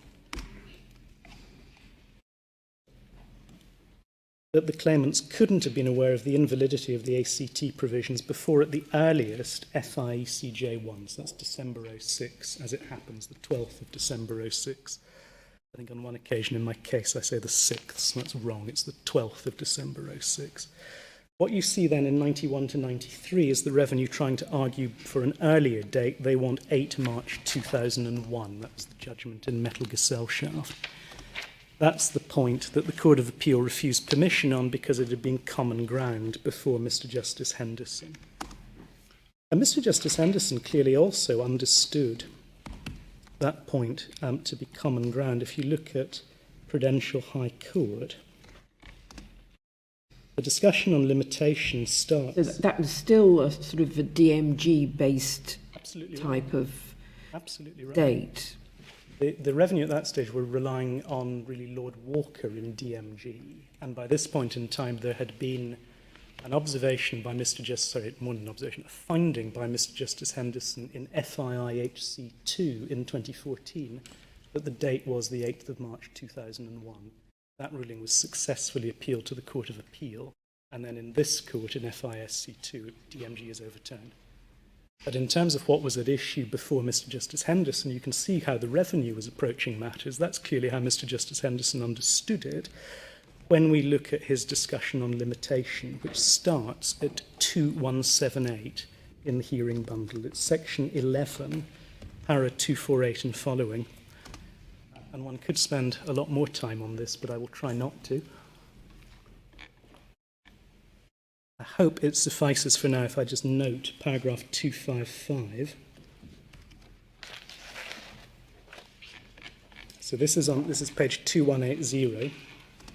This is on the footing that the section, that's 320, is invalid. And here he's looking at Prudential Holborn Life. They brought claims 14th of July 2004. And he says in 255 that if it's invalid, yes, in principle they can go back before 14 July 98 because there would be nothing to prevent PHL from relying on the extended limitation period. I don't understand the revenue to argue that PHL could, with reasonable diligence, have discovered its mistake before 14 July 98. It's in practice no obstacle. Then he deals with the ACT claims in paragraph 257. He says there, the relating back issue, it's probably academic, since the claimants would probably be able to rely on 32(1)(c on the ground that they could not have been aware of the invalidity of the ACT provisions before, at the earliest, the decision in FIECJ1 in December 2006. Sorry, which paragraph are you on now? 257. Okay. So that matches exactly what the revenue later tells the Court of Appeal in its skeleton argument. He's speaking tentatively here, of course, because at this point he doesn't have the Court of Justice's judgment. But if we're asking, why is it that Prudential's claims are held to be in time? The answer is that Section 32(1)(c applies. That's because Section 320 has been held to be invalid, which was the only point the revenue argued. And the reason for that is that the date of constructive discovery is not more than 6 years before the claims were made. The reason for that is that the revenue were understood to accept, indeed told the Court of Appeal that before the judge they were accepting, that the date of constructive discovery wasn't before December 2006. That's why my primary case is that order of 28 January 2014, it establishes that the date of discovery is not before 12th December 2006. It does that because the claims in the test case have been held not to any extent to be statute barred by a 6-year limitation period, if you go back to the question that was the agreed GLO issue. And it does that applying the revenue's concession that was the date. So that's the shorter route. If there is some problem with that, the fact remains that the revenue did not contest that Section 32(1)(c applies to claims which were made for the first time in October 2009. That's why I say on any view the date can't be before October 2003 for the ACT claims. That's good enough for my purposes. That gets GREA home. Its claims were made in July 2009, so that would be within 6 years. And if we have to look more specifically at the corporation tax claims, well, I'd point the court to paragraph 255 of Mr. Justice Henderson. The date on any view can't be any earlier than July 1998. And the corporation tax claims are AXA UK's claims made on the 8th of April 03, as it happens, the very same day as Prudential. And just remind me what the 14th of July... That was the date that PHL, one of the other Prudential claimants, had made its claim on 14 July 2004. So 14 July 98 is... I see. So that's 6 years before they were added into the litigation. Correct. Yeah.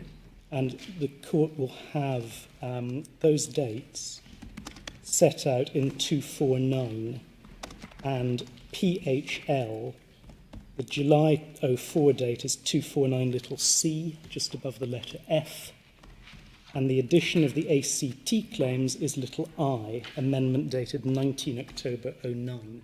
That, as it happens, is after GREA made its ACT claims, which was July 2009.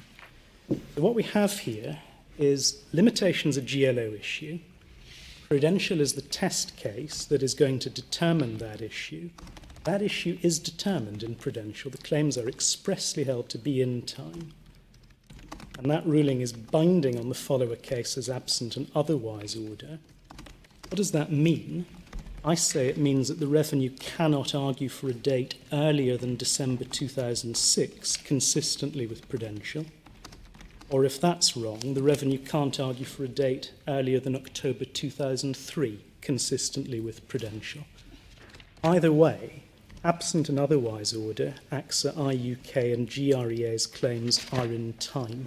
And there's nothing surprising about that, particularly in circumstances where AXA IUK made its claim on the very same day as Prudential, 8th April 2003, and where GREA made its ACT claims before PAC and PHL. So you said they can't argue for a date earlier than 12th December 2006, which was the date of the... ECJ1. Yep. Of FII ECJ1. Yes, and what was the second date you said? Then October 2003. Then October 2003.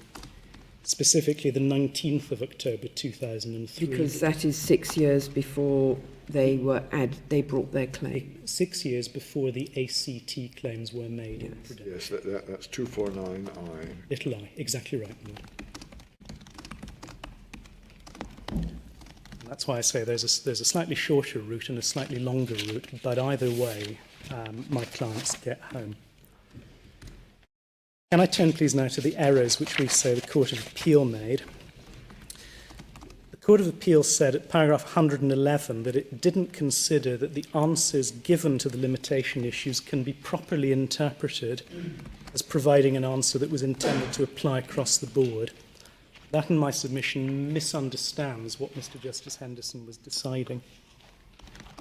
First and fundamentally, it was wrong for the Court of Appeal to seek to go behind the designation of the limitation issue as a GLO issue. The Court had ordered that limitation was a GLO issue, and the specific limitation issue was identified as an agreed GLO issue in the list of issues annexed to Mr. Justice Henderson's order. The Court of Appeal cannot undo that designation. The Court of Appeal also lost sight of the fact that for CPR 19.23 to apply, what's required is simply a judgment or order in relation to the GLO issue of limitation.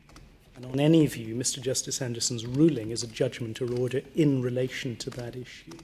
When you say his ruling, you mean his order? I'm relying particularly on the order, yes. Do you accept the point that judgment in the context of this rule means order? Well, I'd submit it... a type of order, and that the relevance of the ruling is only to interpret what the order means. I'd submit it doesn't matter in this case. Well, no, but what's your answer to the question, whether it matters or not? So, if it matters, I'd say it's both, because the point of this exercise is for there to be a collective sharing of the risks of litigation. So the starting point is supposed to be that the judgment or order is binding on the follower cases as much. No, but when the phrase judgment or order appears quite often, and it's normally understood, I think, to refer to judgment meaning the actual order made at the end of litigation, not the reasons for it. As interpreted in the light of the judgment, yes, that's right. It's curious, isn't it, that in 1923-2, it says that any party who is adversely affected by a judgment or order which is binding on them may seek permission to appeal the order. So, drawing the distinction, I thought was made between a judgment and an order. Of course, you can only appeal orders, you can't appeal judgment. Wording there suggests judgment has a meaning different from order. And as I say, it doesn't matter. If I need to go there, it's both, because the whole point is for both to apply and be binding. But I get home on the order as interpreted in the light of the reasons set out in the judgment. I was also going to make the point that, standing back from this, it is implausible that Mr. Justice Henderson intended his ruling to be binding only in the Prudential test case. He was, after all, the management judge in the GLO, and he'd approved the list of issues for trial, which include limitation as a GLO issue. Second point, Court of Appeal paragraph 96 is wrong in the construction of Mr. Justice Henderson's order. In particular, the suggestion in the fifth sentence in 96 that if one wants to be strictly accurate about the answer to issue 1, the answer is yes, because a claimant has 6 years in which to bring his claim, is, in my submission, clearly wrong. We saw that the agreed GLO issue asked, to what extent is the claim statute barred by a 6-year limitation period? And it asked that question in the context of the full trial of Prudential's claim as a test case on the limitation issue. So simply deciding that, in principle, Prudential could rely on 32(1)(c subject to showing that the date of discovery was not more than 6 years, that wouldn't have been a useful answer.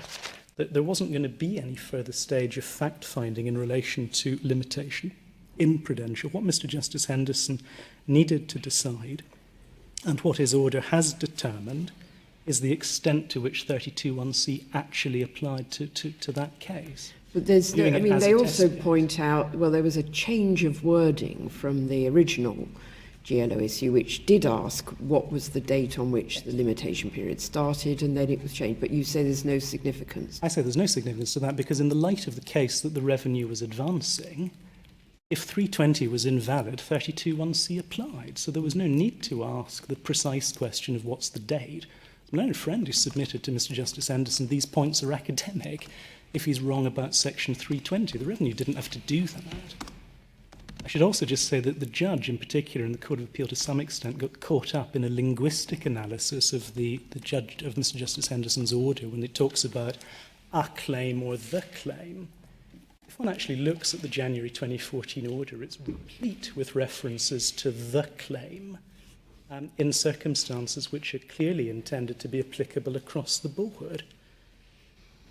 And you might have expected him to say, if he was doing something different for this issue from what he would say, well, quite. what he was doing for all the other issues. My complaint about what the Court of Appeal has done on this issue is that reimagining what the scope of the GLO issue was is utterly destructive of legal certainty, and it's also simply wrong on the construction of the order.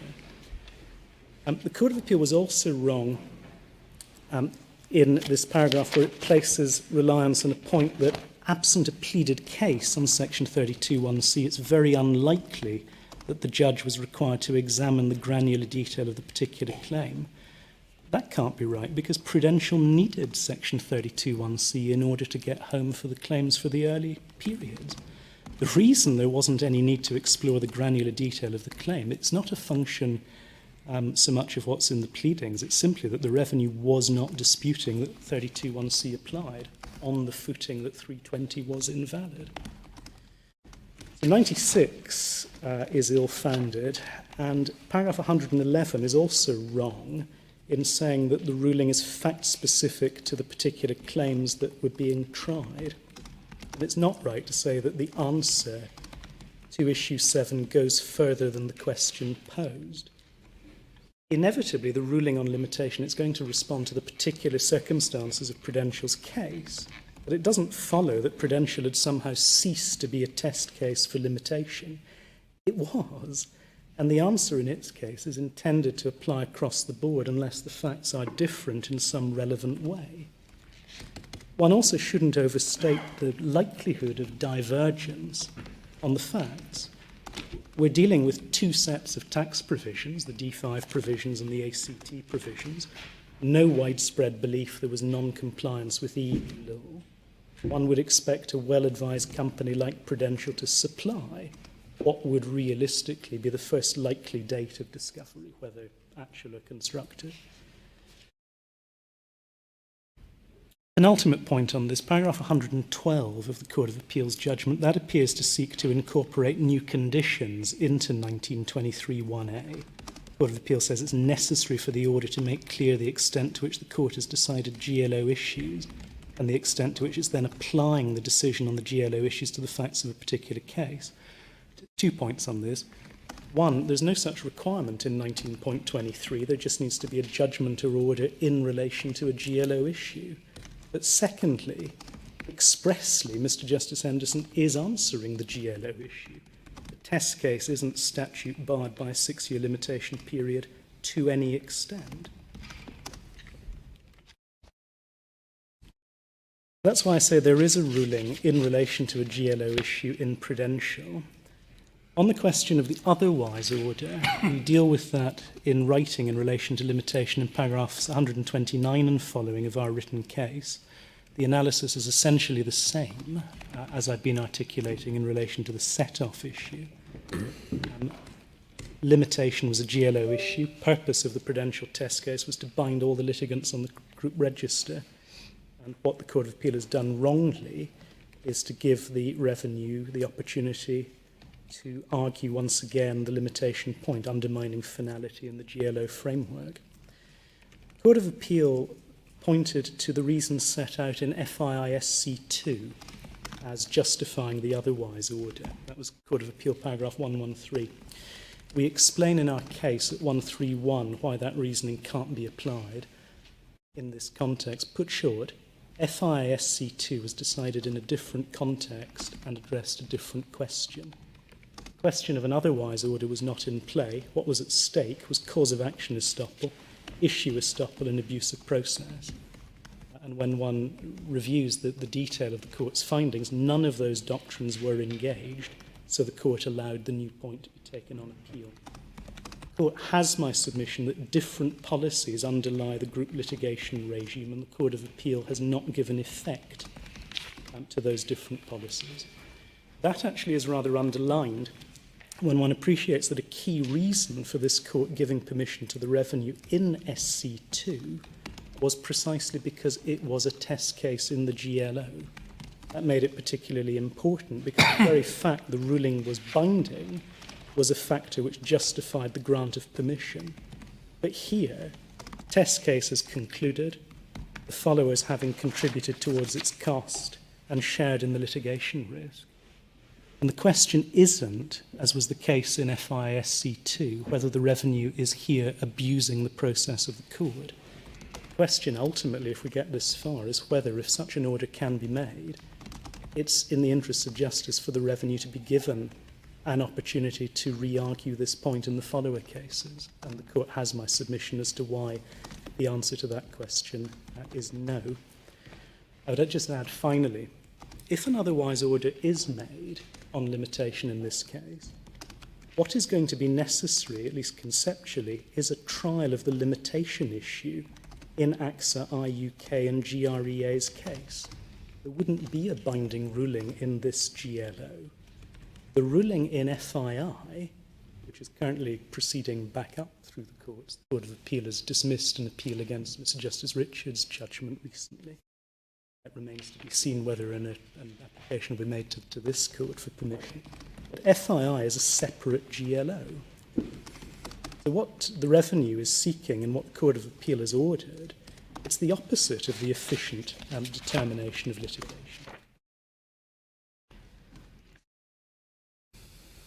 If I may, I'll pick up the Revenue's Respondents' notice. But would you accept this, that given what we now know about when constructive discovery begins, it may not now be a suitable issue to be decided in a test case in any GLO? It may be now, if one were asking the question, should there be a GLO issue on limitation, that the parties and or the court would say, no, it shouldn't. Although I would just observe, when the case went back to Mr. Justice Richards in FII, that was done on the basis of 4 test cases. So it may well still be possible to have a test case approach, even on the basis of the law as set out in FII SC2. What Mr. Justice Richards determined was 4 test cases. And CPR 19.23 in principle will apply to those rulings in the FII GLO. conscious of the times. On the limitation issue, the court has my submissions that there is a ruling in the claimant's favour, and it's not appropriate to order otherwise. And if I may, I'll come back to the respondent's notice points to the extent I need to in reply. Thank you very much, Mr. Brennan. I'm obliged. Mr. York.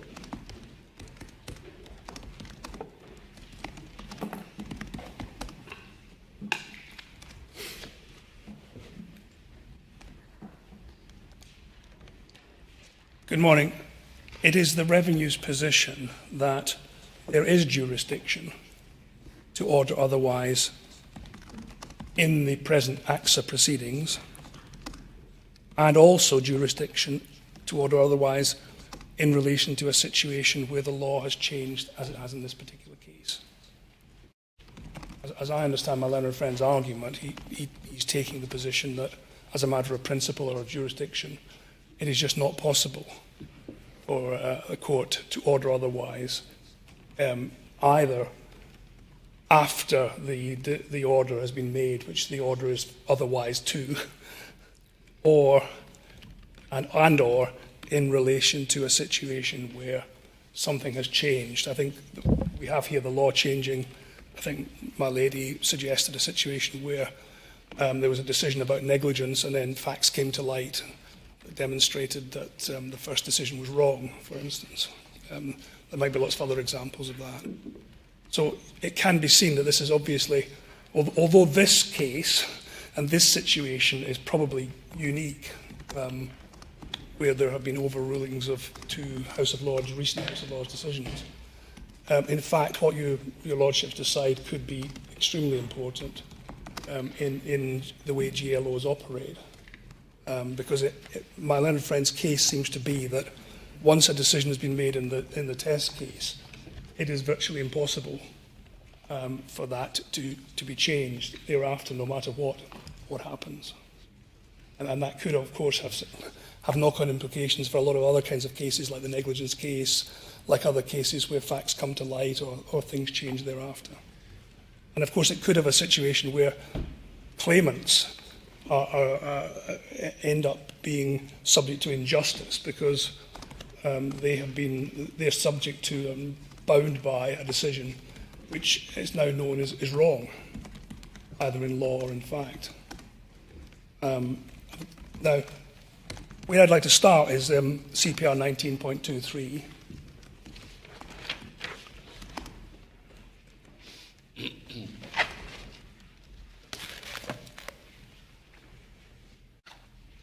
My learned friend made a lot of submissions and showed you a lot of parts of Lord Wolf's report, and made other points about the importance of finality in GLOs.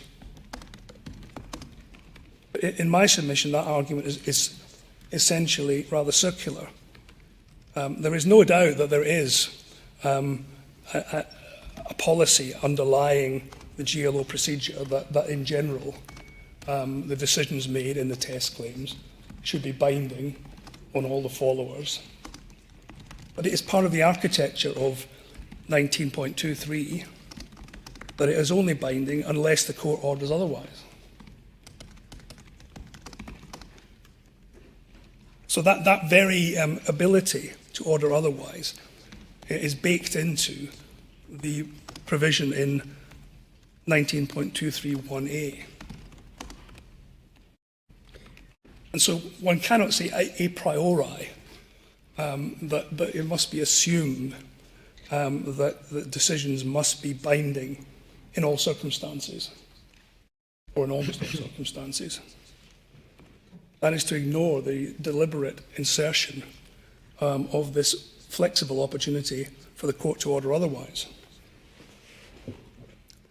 As regards the timing of ordering otherwise, we would say it is obvious that ordering otherwise will only arise when you come to a further case, a follower case, where it is necessary to make an order otherwise than the order in the test case. And that is the natural situation in which that would arise. It makes no sense to suggest that the only way that you can order otherwise it would be immediately after the judgment in the test case. So just imagine in this situation, this court gives judgment in Prudential. It would be necessary for a follower to hop up at that point, I think my learned friend would say, and say that they want an order otherwise. That's not how the GLO procedure operates, in my opinion. Is it saying that Mr. Justice Henderson's judgment or order could have said in its terms, I'm only deciding this point for Prudential, this part of my judgment, this part of my order is not going to be binding on the other claims? Would that be the court otherwise ordering, or do you say it's when it gets to the follower claims that it can disapply an order in which there's nothing like that said? Yes, I would say it can do that. One way of reading it, I think this is the suggestion, is that what it means is, unless the order says otherwise. Well, that's not what it says, though. No, I know, but if the court means the court making the order, then that's what it means. Well, it's not necessarily the same court. It is the court.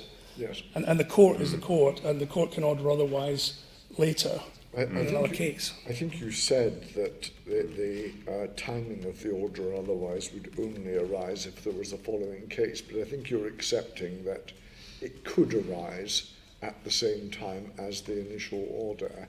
For example, if it became clear in the course of the trial that there were circumstances that meant that the test claimant's case was not typical. But that's not fatal to your point, because your point is it isn't confined to the judge hearing the test case. It is something that might arise later. Yes. I would also say that is a very unlikely, the circumstance that you suggest about that being said in the original test claim is not something that really should occur, because the structure it shouldn't, but that's... No, well, it shouldn't because of the structure of the GLO issues. What should be set out for each hearing, and this is quite important when we come to look at limitation, for each hearing there will be set out a list of GLO issues, which are common issues of fact or law, mostly law in this particular case. So the GLO issues will be set out, and that's under the power given by 19.24, directions given by the management court may include directions varying the GLO issues. So, and there is also a provision in the GLO, in this particular GLO, which says that these are the issues, but the management court has the power to add to them or vary them or whatever.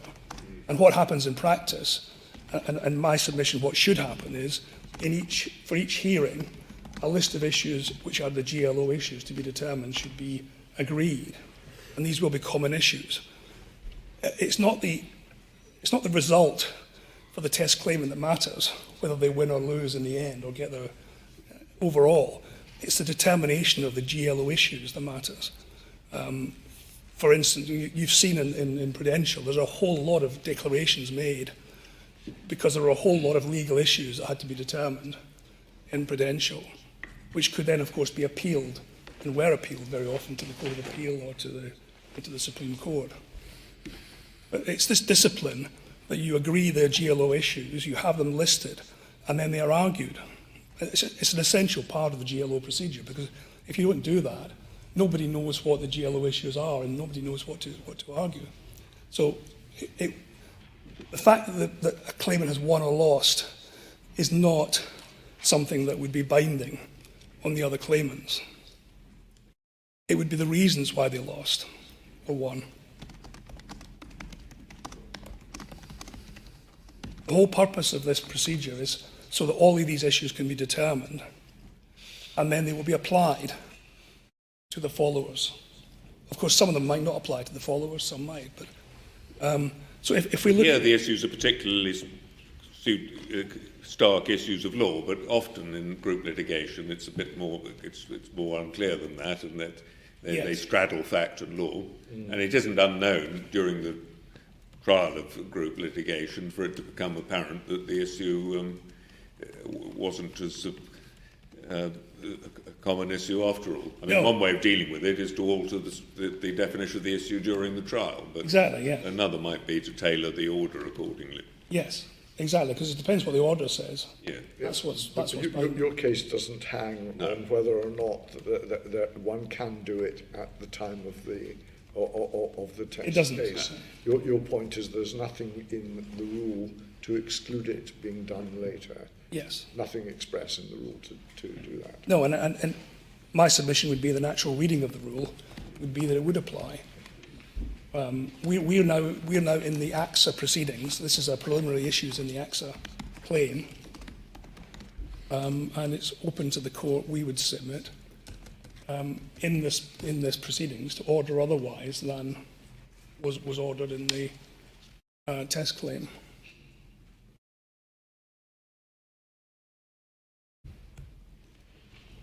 And that is what is intended. We would submit by the procedure.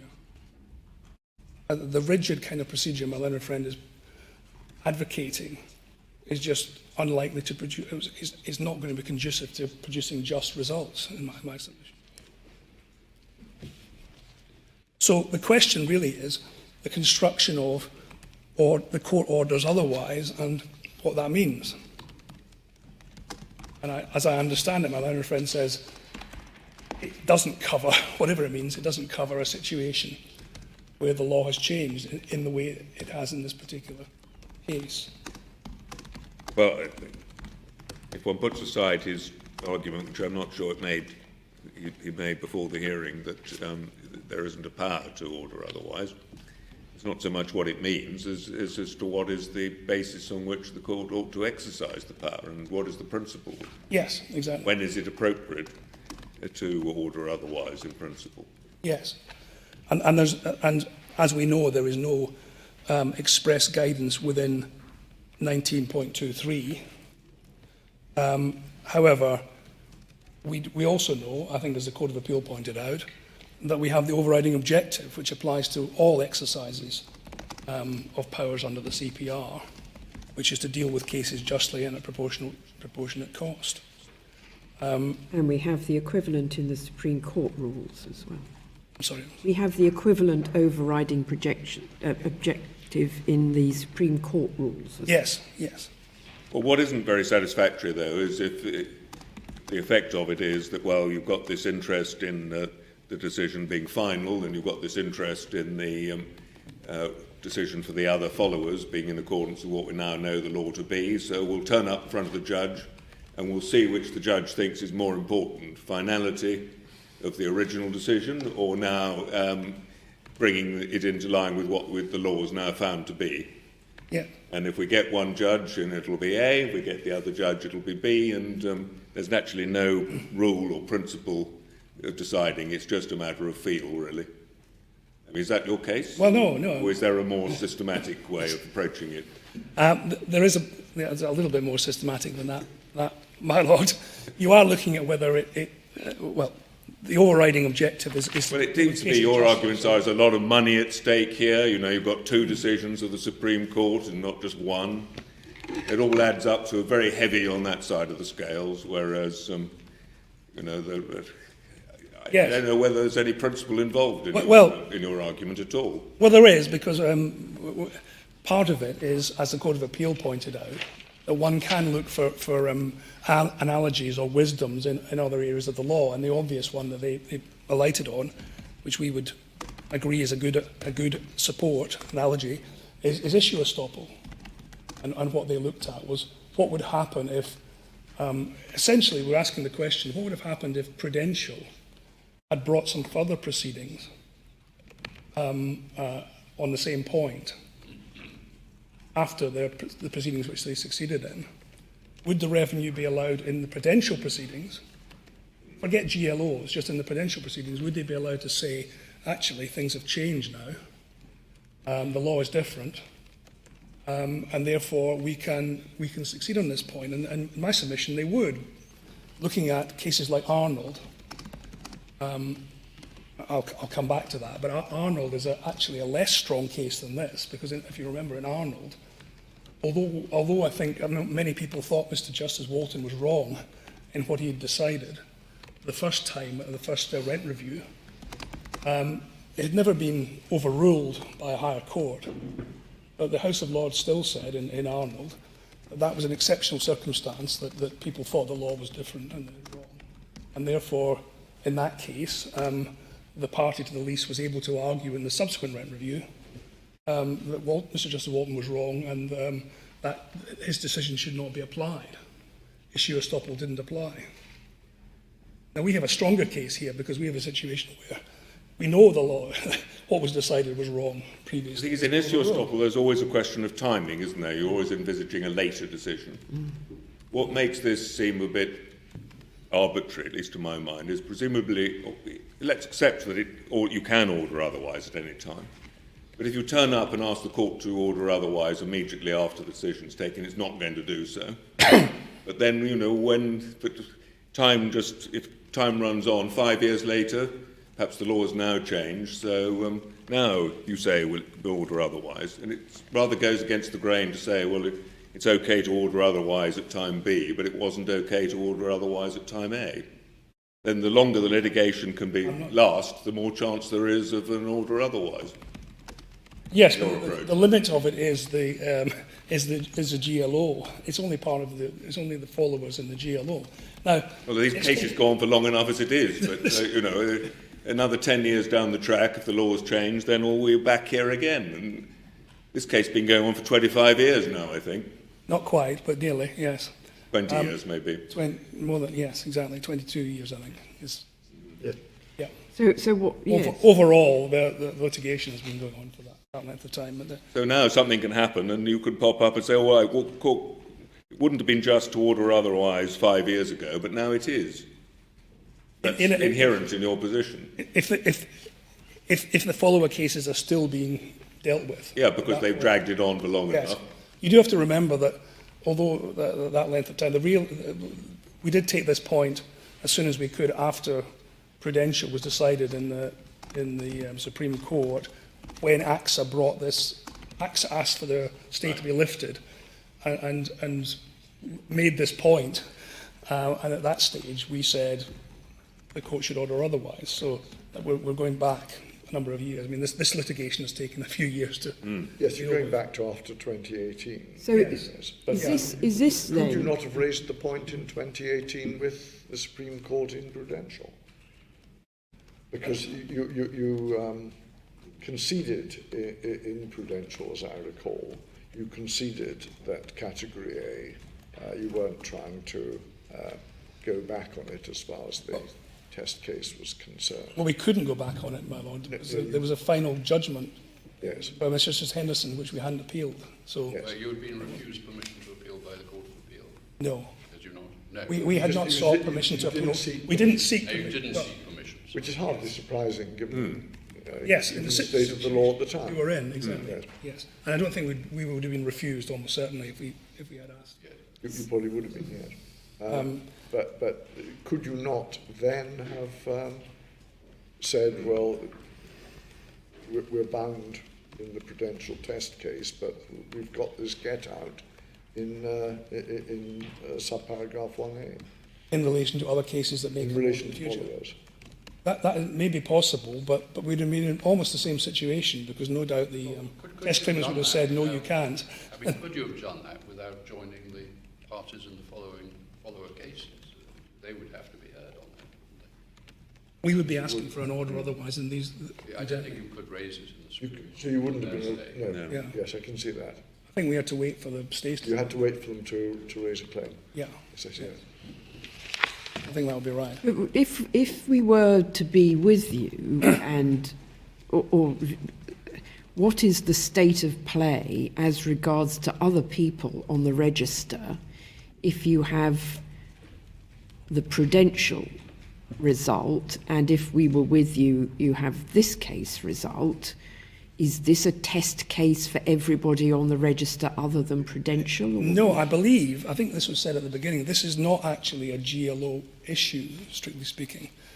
But obviously what you say will affect all the other It's only those who were on the register at the time of Mr. Justice Henderson's judgment in 2014. There are people who joined the register after that who don't have this advantage. They have to take the Prudential law because it only binds in relation to claims that are on the register. But Prudential law, including that there's no compound interest Yes. in category A? Yes, exactly. Because it's not binding in relation to their claims because they weren't on the register. Right. Look at 19.23, it only applies But where they're on the brings me- register at the time of the judgment or order. Right.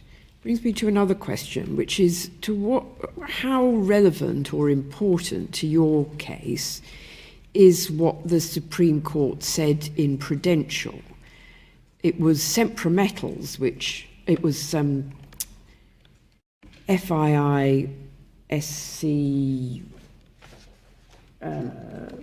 whichever, 3, was it, that overruled Semprametals? No, it was FC2. It was Prudential. FC2. Prudential overruled Semprametals. Oh yes. Well, no, for category A. At GREA, yes. What happened, Prudential overruled Semprametals. That left a gap because we knew from Hirsch, the European Court decision years ago, that there had to be a remedy for this period of prematurity. Yeah. And that's what we had to deal with in Supreme Court 3. Supreme Court 3. Claimants were arguing for all sorts of other remedies that they might have, my Lord Hamlin might remember, and the Revenue was saying, well, there is now this remedy under Section 85 of the Finance Act 2019, and the court decided that was an adequate enough. remedy. There was no restitutionary remedy. There's no restitutionary remedy at all. There's a statutory remedy under Section 85. And that's what all the people who are not on the register at the time of the judgment they will have to take the statutory remedy, Section 85. I mean, there is built into the wording of the rule, isn't there, distinction between people already on the register and people who join after. And one feature of the rule which is that people who are already on the register can appeal the original order, rather unusually. Yes. Which does go to reinforce, does it not, the suggestion that they are really stand or fall with the original decision. And there's still scope for the ordering otherwise in relation to people who, or more obvious scope for it, in relation to people who join the register afterwards, where the court might be much more willing to say that the order won't be binding on them. Well, It's the not order binding wouldn't be on them binding unless- on them at all. It's not binding on them unless the court does order that. Right, okay, yes. Yeah, which it hasn't in this But it is binding on them unless they apply for it not to be, isn't it? No, those who join after, it's not binding unless the court. It's binding on the parties to all the claims who are on the register at the time the judgment is given. So you don't need an order otherwise to exclude people who come on the register later. Yeah, they are not within this. So there will be people within the GLO who, even if AXA succeed, there'll be those within this GLO who will not be able to rely. Yes, but there are presumably some who were on the register, like... Oh yes, Yeah. many. Many, quite. Right, and so their position would be what, then? Well, it depends what you're. If we were to decide, if we were case. to otherwise order in the case of AXA, is your position that that's not strictly determinative of anybody else's position who was on the register at the time of the Henderson order, but in practice everyone would realise that's the answer now? We would hope that others would. Yes. So I haven't quite understood paragraph 3 then. When does that operate? How can you be entered on the group register after a judgment binding on you was made? 1B. Sorry? If you look at 1B, the court may give directions as to the extent to which the judgment order is binding on the parties to any claim which is subsequently on the group register. They can make an order. I see. They can make an order that affects people who join Afterwards. Well. They can But appeal. then this says that they can apply for it not to after all. Yes, exactly. Yeah, I see. Yeah. But none of that has happened in this case. No, okay. Yeah. Can I just while we're on 19.23, just look at the question of judgment or order? It is our submission, you'll have seen from our case, that this is a phrase that's used throughout the CPR. It's in fact explained in CPR 40 in the commentary that historically there were judgments and there were orders. They were both the things that happen at the end of proceedings, different kind of proceedings. It was a judgment and some was an order. And I think for historical reasons, they've continued to refer to judgment or order. We say it's not referring to the reasons. We still use expressions like summary judgment or something, or entering There is judgment. summary judgment. There's What also, we mean is the order made when you succeed or lose finally exactly. on your claim. Yes, judgment in default. Yeah. Yeah, exactly. And we take the point that was made about 2, I think we mentioned that in our case, that however, when you then look at 3 and 4, you'll see that they are assuming you can apply for the judgment or order to be set aside, varied or stayed, which clearly is not something appropriate to Or appeal the judgment or order. or appeal the judgment Yes, or order. I see. There's a bit of confusion. I think they may have missed out in 2. I think it would be unwise to read too much I think into the exclusion of order, of judgment in the last words of paragraph 2. Yes.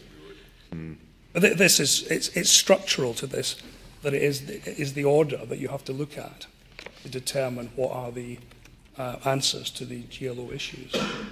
And that's why we have orders like in the GLOs I've been dealing with, which have all been tax GLOs like this, we have orders like Mr. Justice Henderson's order, where there's a whole list of declarations dealing with all the legal issues that have been determined.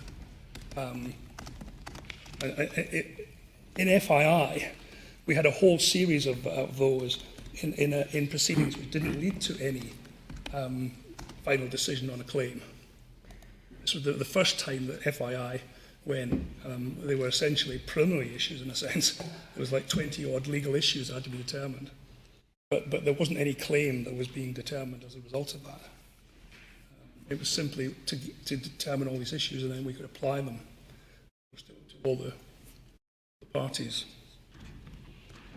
And although, as my line of friend said, FII is a separate GLO, and broadly it covers those who, where there are group situations, mostly,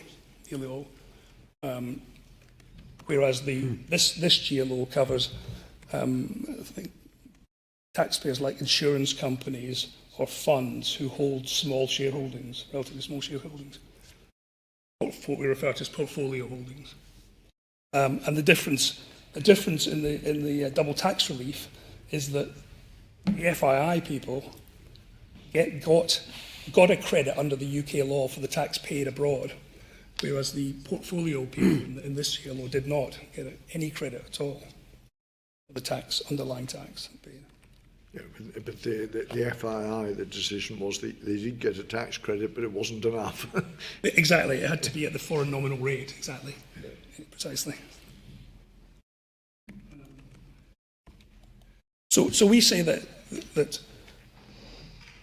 the way that this should be dealt with is not completely untethered from principle.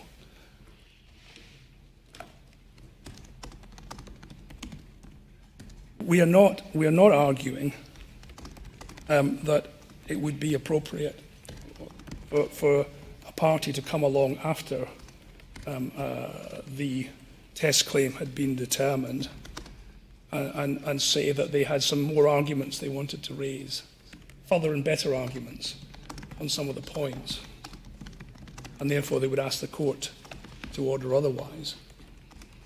We would quite accept that that would not be an appropriate case for ordering otherwise. As I indicated, this is possibly a unique circumstance. My learned friend suggests that this is not unusual, but I'm not sure that I can name any other proceedings where, in the course of the proceedings, which have started in 2003, we've had a House of Lords decision, 2 House of Lords decisions, both of which have been overruled subsequently by the Supreme Court, because both of these House of Lords decisions were given during the currency fact of this litigation. And they are very recent decisions, and they're decisions exactly on the same point. So it is very unusual, and it's going to be very... Was the 1966 practice statement invoked in one or both of those occasions? Interestingly, in Prudential, although the Supreme Court overruled Sempre Metals, they didn't mention the practice direction. Well, I think you find that sometimes it's mentioned, sometimes it isn't. I think that's right. I think that's what Professor Burrows found Yes. in his article. Whereas in Supreme Court 2, it definitely was referred to and examined. But to be fair, in Prudential, the court did look at the kind of factors that would be relevant to the practice direction, although not actually mentioning it. I wonder if I could just take you to that, because that perhaps explains. It's page 2256. It's Authorities 2, tab 85.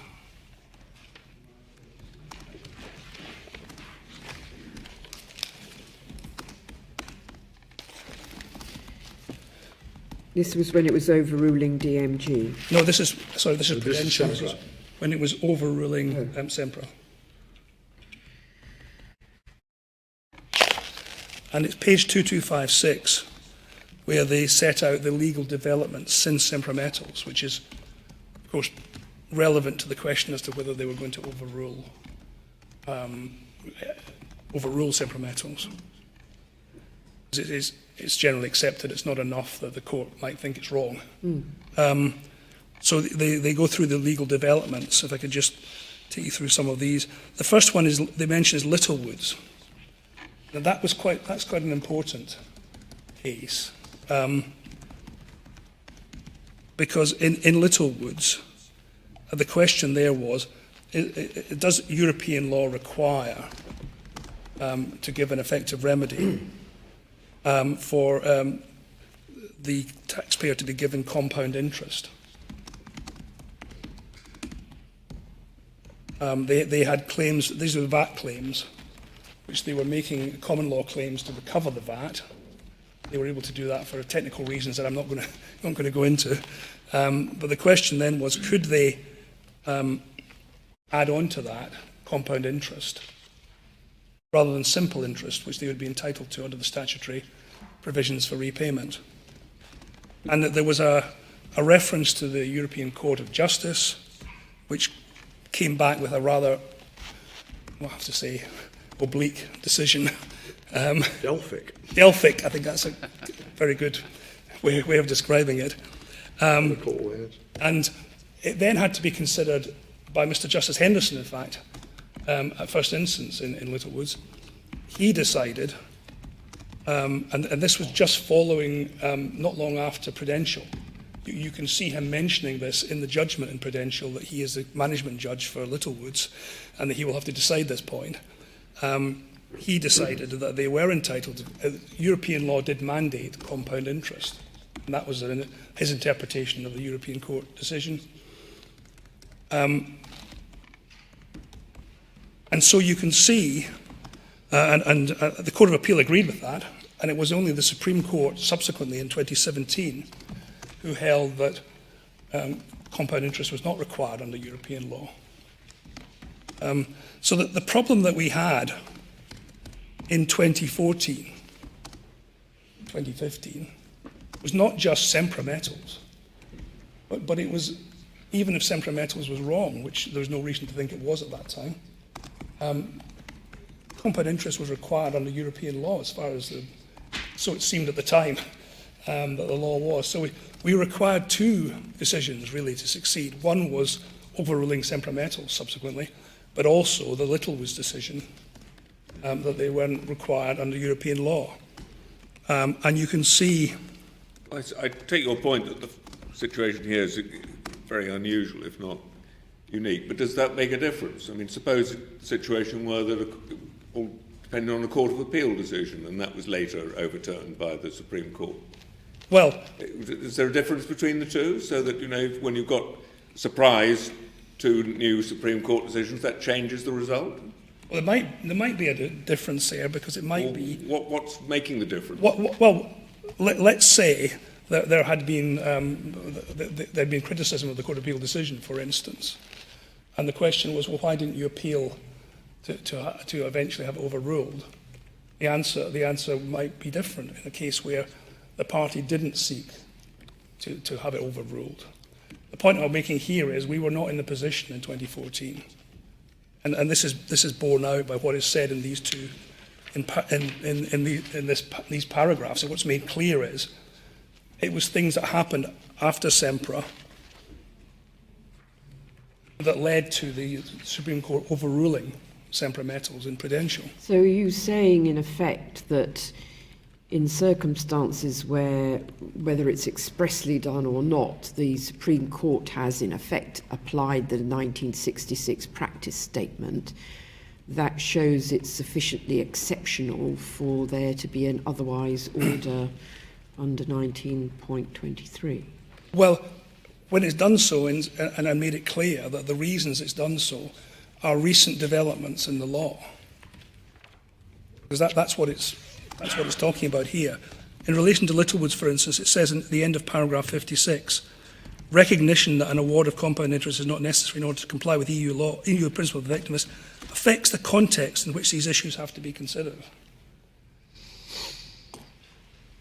And then the Littlewoods case also revealed a conflict between the decision in Sempra Metals and prior legislation. So again, it was something subsequent that brought it about. And you also see in paragraph 67, this is quite important, the law of unjust enrichment has developed, this is on page 2259, since the Sempra Metals case in ways that cannot easily be reconciled with the reasoning in that case. The development of greater significance has been the detailed analysis of the at the expense of question in investment trust in 2018.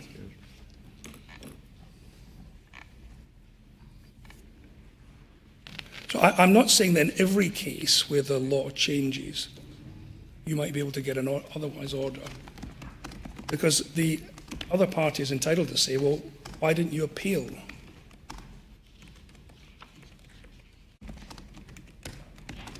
Now, the answer may be that that would not have been practical and could not have happened at the time, and that would be, in my submission, a factor, an important factor in determining whether it would be just or unjust to order otherwise.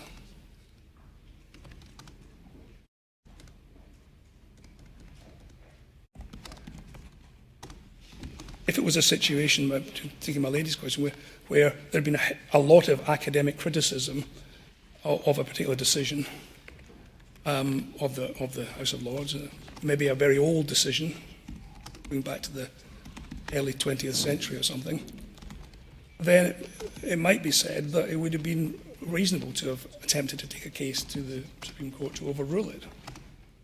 And there are such cases, we know, where everybody thinks that it's going to be overruled eventually.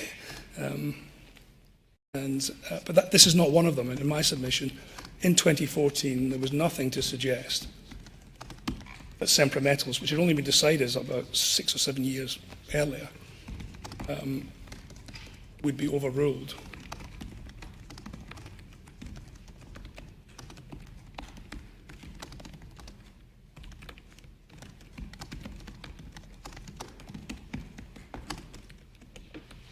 So yes, we do say that the reasonableness of the action is relevant, and that's how the ability to appeal does feed into the question. It's not just the overturning; it's the retrospective nature of it. I mean, if there's a Supreme Court decision and the government legislates to reverse it, obviously the legislation is only prospective, but how would that then you would still have the binding Supreme Court decision in relation to the existing proceedings?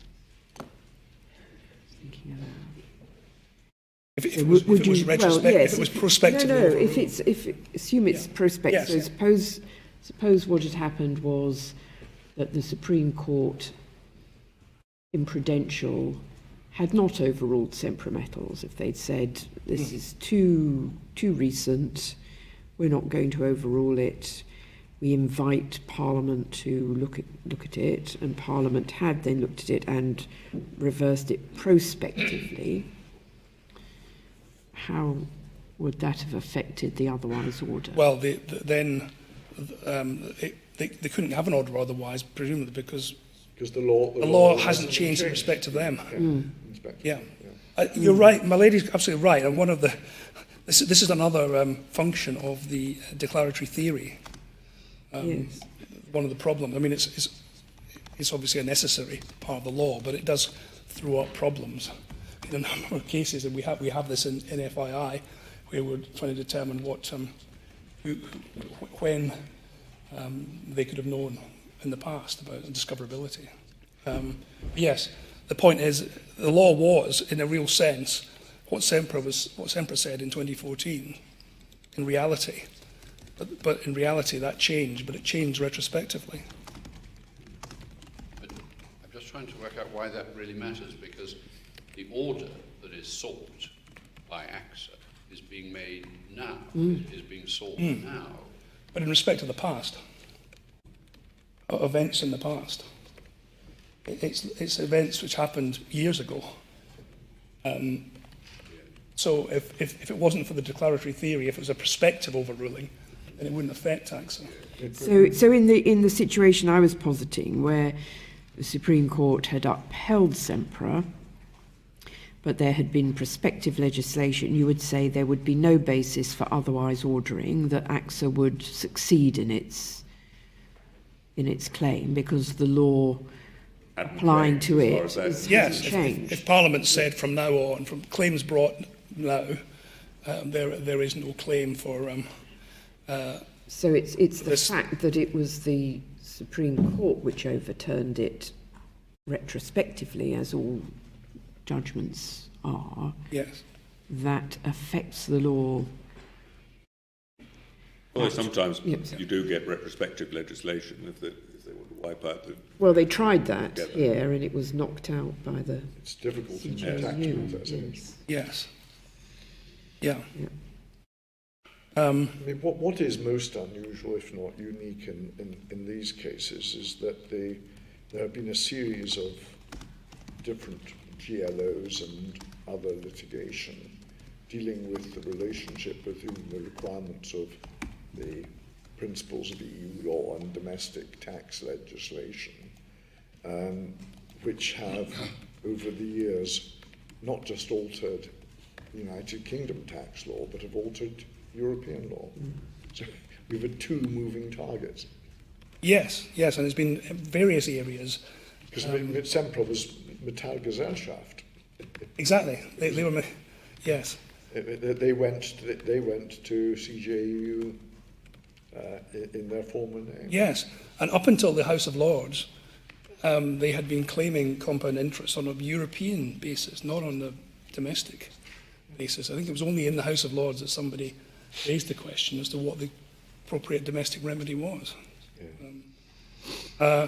That's right. So there's been and the FII GLO and this GLO have been operating in parallel for this whole period. So decisions have been made in one or the other, depending on the happenstance of which gets to court first, which gets to the higher courts first. So my point is they've been drivers of the development of EU law as well as of domestic. EU law, most importantly, conforming interpretation and how that works, because there are enormously complicated questions were raised as to how this seemingly simple idea of unlawfulness of ACT actually worked when ACT was paid, surrendered, etc. There was all sorts of complicated things happened with it. How do you feed that all in to conforming interpretation? But that's all been decided in relation to this. But there are also, of course, important cases on unjust enrichment and on limitation, which is what we're... so unjust enrichment, Prudential, which is an important case on unjust enrichment. And then Supreme Court too, an important case on limitation. So are you saying the test is not... Are you saying there's a useful analogy with any other test anywhere? Or are you saying the test has to be tailored to this particular regime? And if so, what is the test? But it's relating, well, first of all, we are looking at issues and whether they're binding. So the way that the court has looked at and applied the issue estoppel is obviously relevant to that, because that's the kind of area we're in. We're looking at is the determination of this issue binding on someone else, someone who wouldn't be binding on without CPR 19.23. So we say that these principles are relevant, but it's hard to draw many detailed principles out of the legislation, because all you've got is, would it be just in this case to order otherwise? That's what really all you can come down to. My learned friend suggests in his written case that CPR 3.17, which is about setting aside varying orders, might be relevant. He says that's a better analogy. In our submission, that's not a better analogy. Indeed, it would be open to the parties in a GLO to call upon 3.17 in an appropriate case, to have the order set aside or varied. It's very unusual to do that, very rare, because the circumstances in which you can do it are very circumscribed. But there would be no reason why they couldn't do it. So there's no need for another provision circumscribed in the same way. But do you say, as I understand it, that one pointer within the rule to how you should exercise the power is the fact that, in principle, you can appeal against the order, and so if that was something you could reasonably have been expected to do, that would be a strong reason why you shouldn't be able to have the order at all, by the other route. Exactly, my lord. Yes, and of course, also you can take into account, as my learned friend has indicated, the policy of the GLO provisions, which is to promote certainty, etc. Can I just make one point of detail here? This is, if we're successful in this case, it's not going to lengthen on this point. Sorry, on the point of set-off, it's not going to lengthen the litigation, because we know the answer on both bases. We know the answer. If we are right, it'll be Section 85 interest, which has probably been computed already, but can be done in no time. And if they're right, it's the interest that they're entitled to under SEMPRA, which can also be computed. So there's no further argument to be had on this issue. It's not that we're going to have another hearing and argue about the application of this to the case or whatever. But can I just say, also one of the difficulties in principle of binding a party to the law that is no longer known to be correct, is this. As I say, in this case, it doesn't matter in relation to set-off, because it will just be decided, we know the figures. But you could figure a case in another GLO where the law you have to apply has to be applied to the followers. And so the court would then have to decide how to apply that law. It would be pretty unusual for a court to be applying a law that they know to have been overruled. And how would they do that if they were developed? For instance, they may have to develop it to a certain extent to apply it to the follower. How on earth could you do that? And if it gets appealed to the Supreme Court is still bound, I think according to my learned friend, by the decision that you're applying the old law. So you would have a very odd situation in which the courts would be attempting to work out how the old law would have applied if it was still in force. Again, that can't be right. Trying to work out how you apply it, can you give an example of what you're envisaging there? Well, there would be an example if we look at the other part of this case, which is to do with DMG and Section 22(1)(c).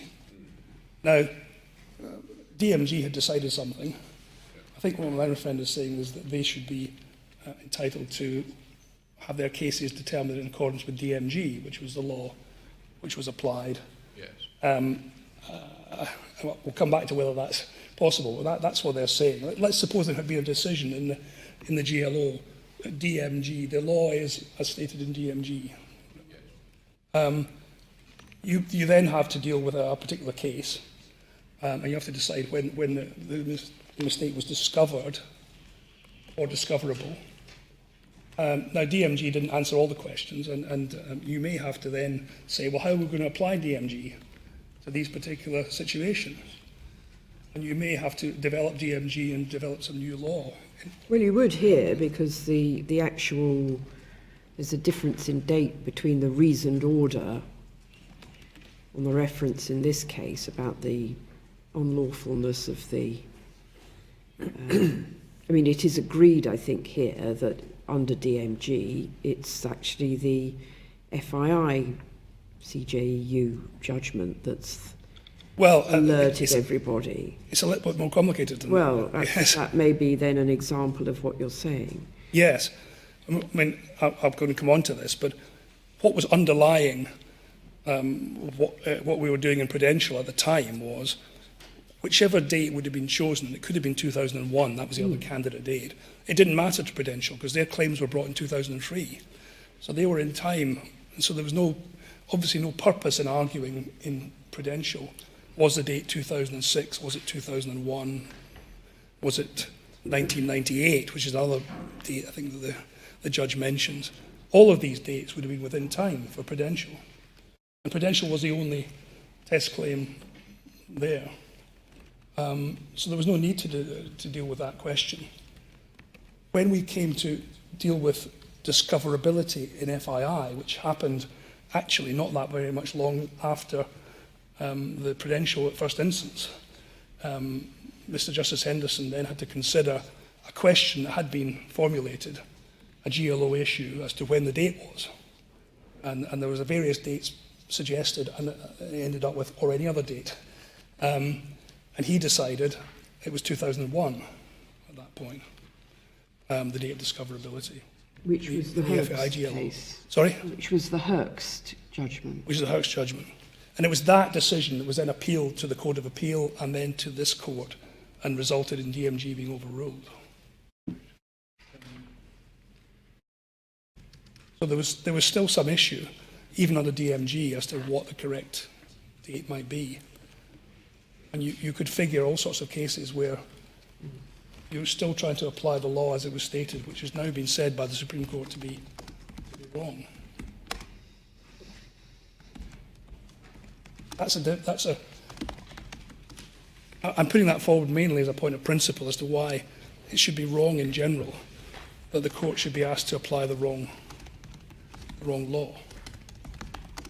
Law that is known to be wrong.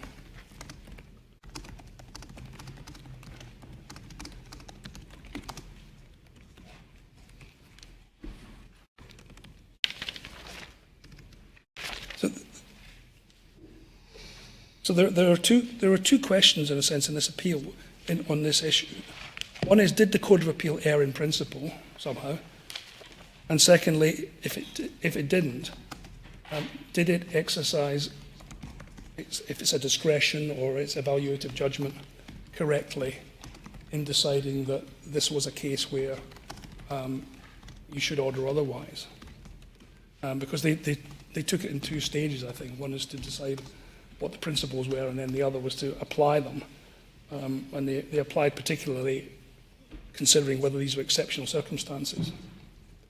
And they took that, I think, from Arnold. Because in Arnold, in the case there, the House of Lords talked about exceptional circumstances of that particular case. One of which was that the decision of Mr. Justice Walton could not have been appealed because it was an arbitration. Yes, and he didn't give permission. That's right. Yes. So it couldn't be appealed, but also that it was now thought to be wrong, probably wrong. And it would then bind them forevermore. So Can I then take you, start this just to the Court of Appeal?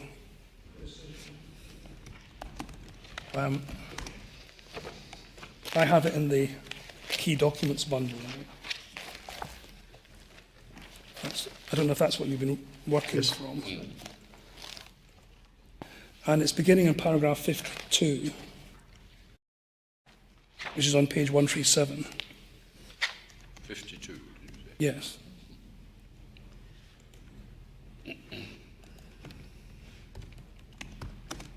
And what you can see is from 52 on to, in fact, over the page to 67, they are discussing what the principles ought to be. And they start off with the overriding objective, must act to achieve justice.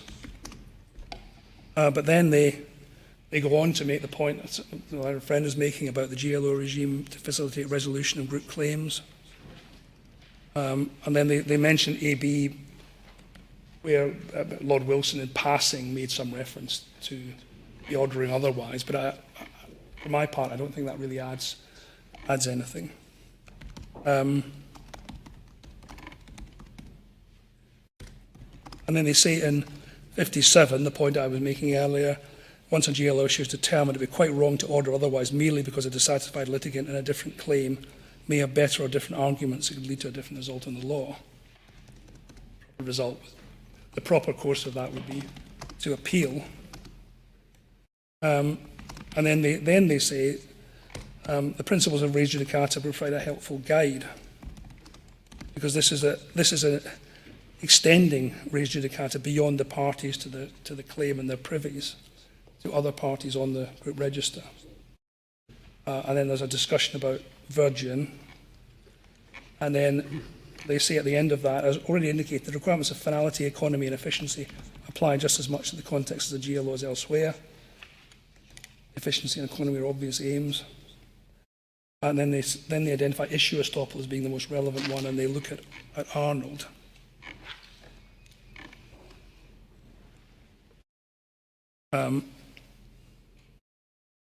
Because this is about issues, Rule 1923, they then say the closest analogy is an issue estoppel. And they explain why that is in paragraph 64. But it's not really an issue estoppel because these are different parties. Well, I think what they're saying is it's extending issue estoppel. Yes, so it's treating, because of the GLO, it's treating this as if the Prudential case was a case between AXA and HMRC. Essentially, yes, that's right. So what they're saying is it extends it beyond where it would normally be. But that's a reason for looking at the principles of issue estoppel as being useful guides. But it's an odd issue because it's a pure issue of law, whereas... That would be often the case. A decision of an issue of law would form an issue estoppel.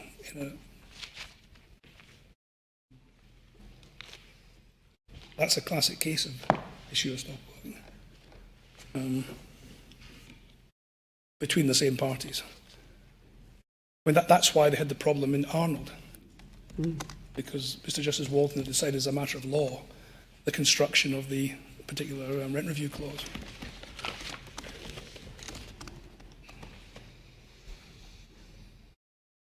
And then they go on at paragraph 68, and perhaps I'll come back to that after it's already done. Would that be a convenient point? Yeah. Yes, thank you very much. The court will now adjourn.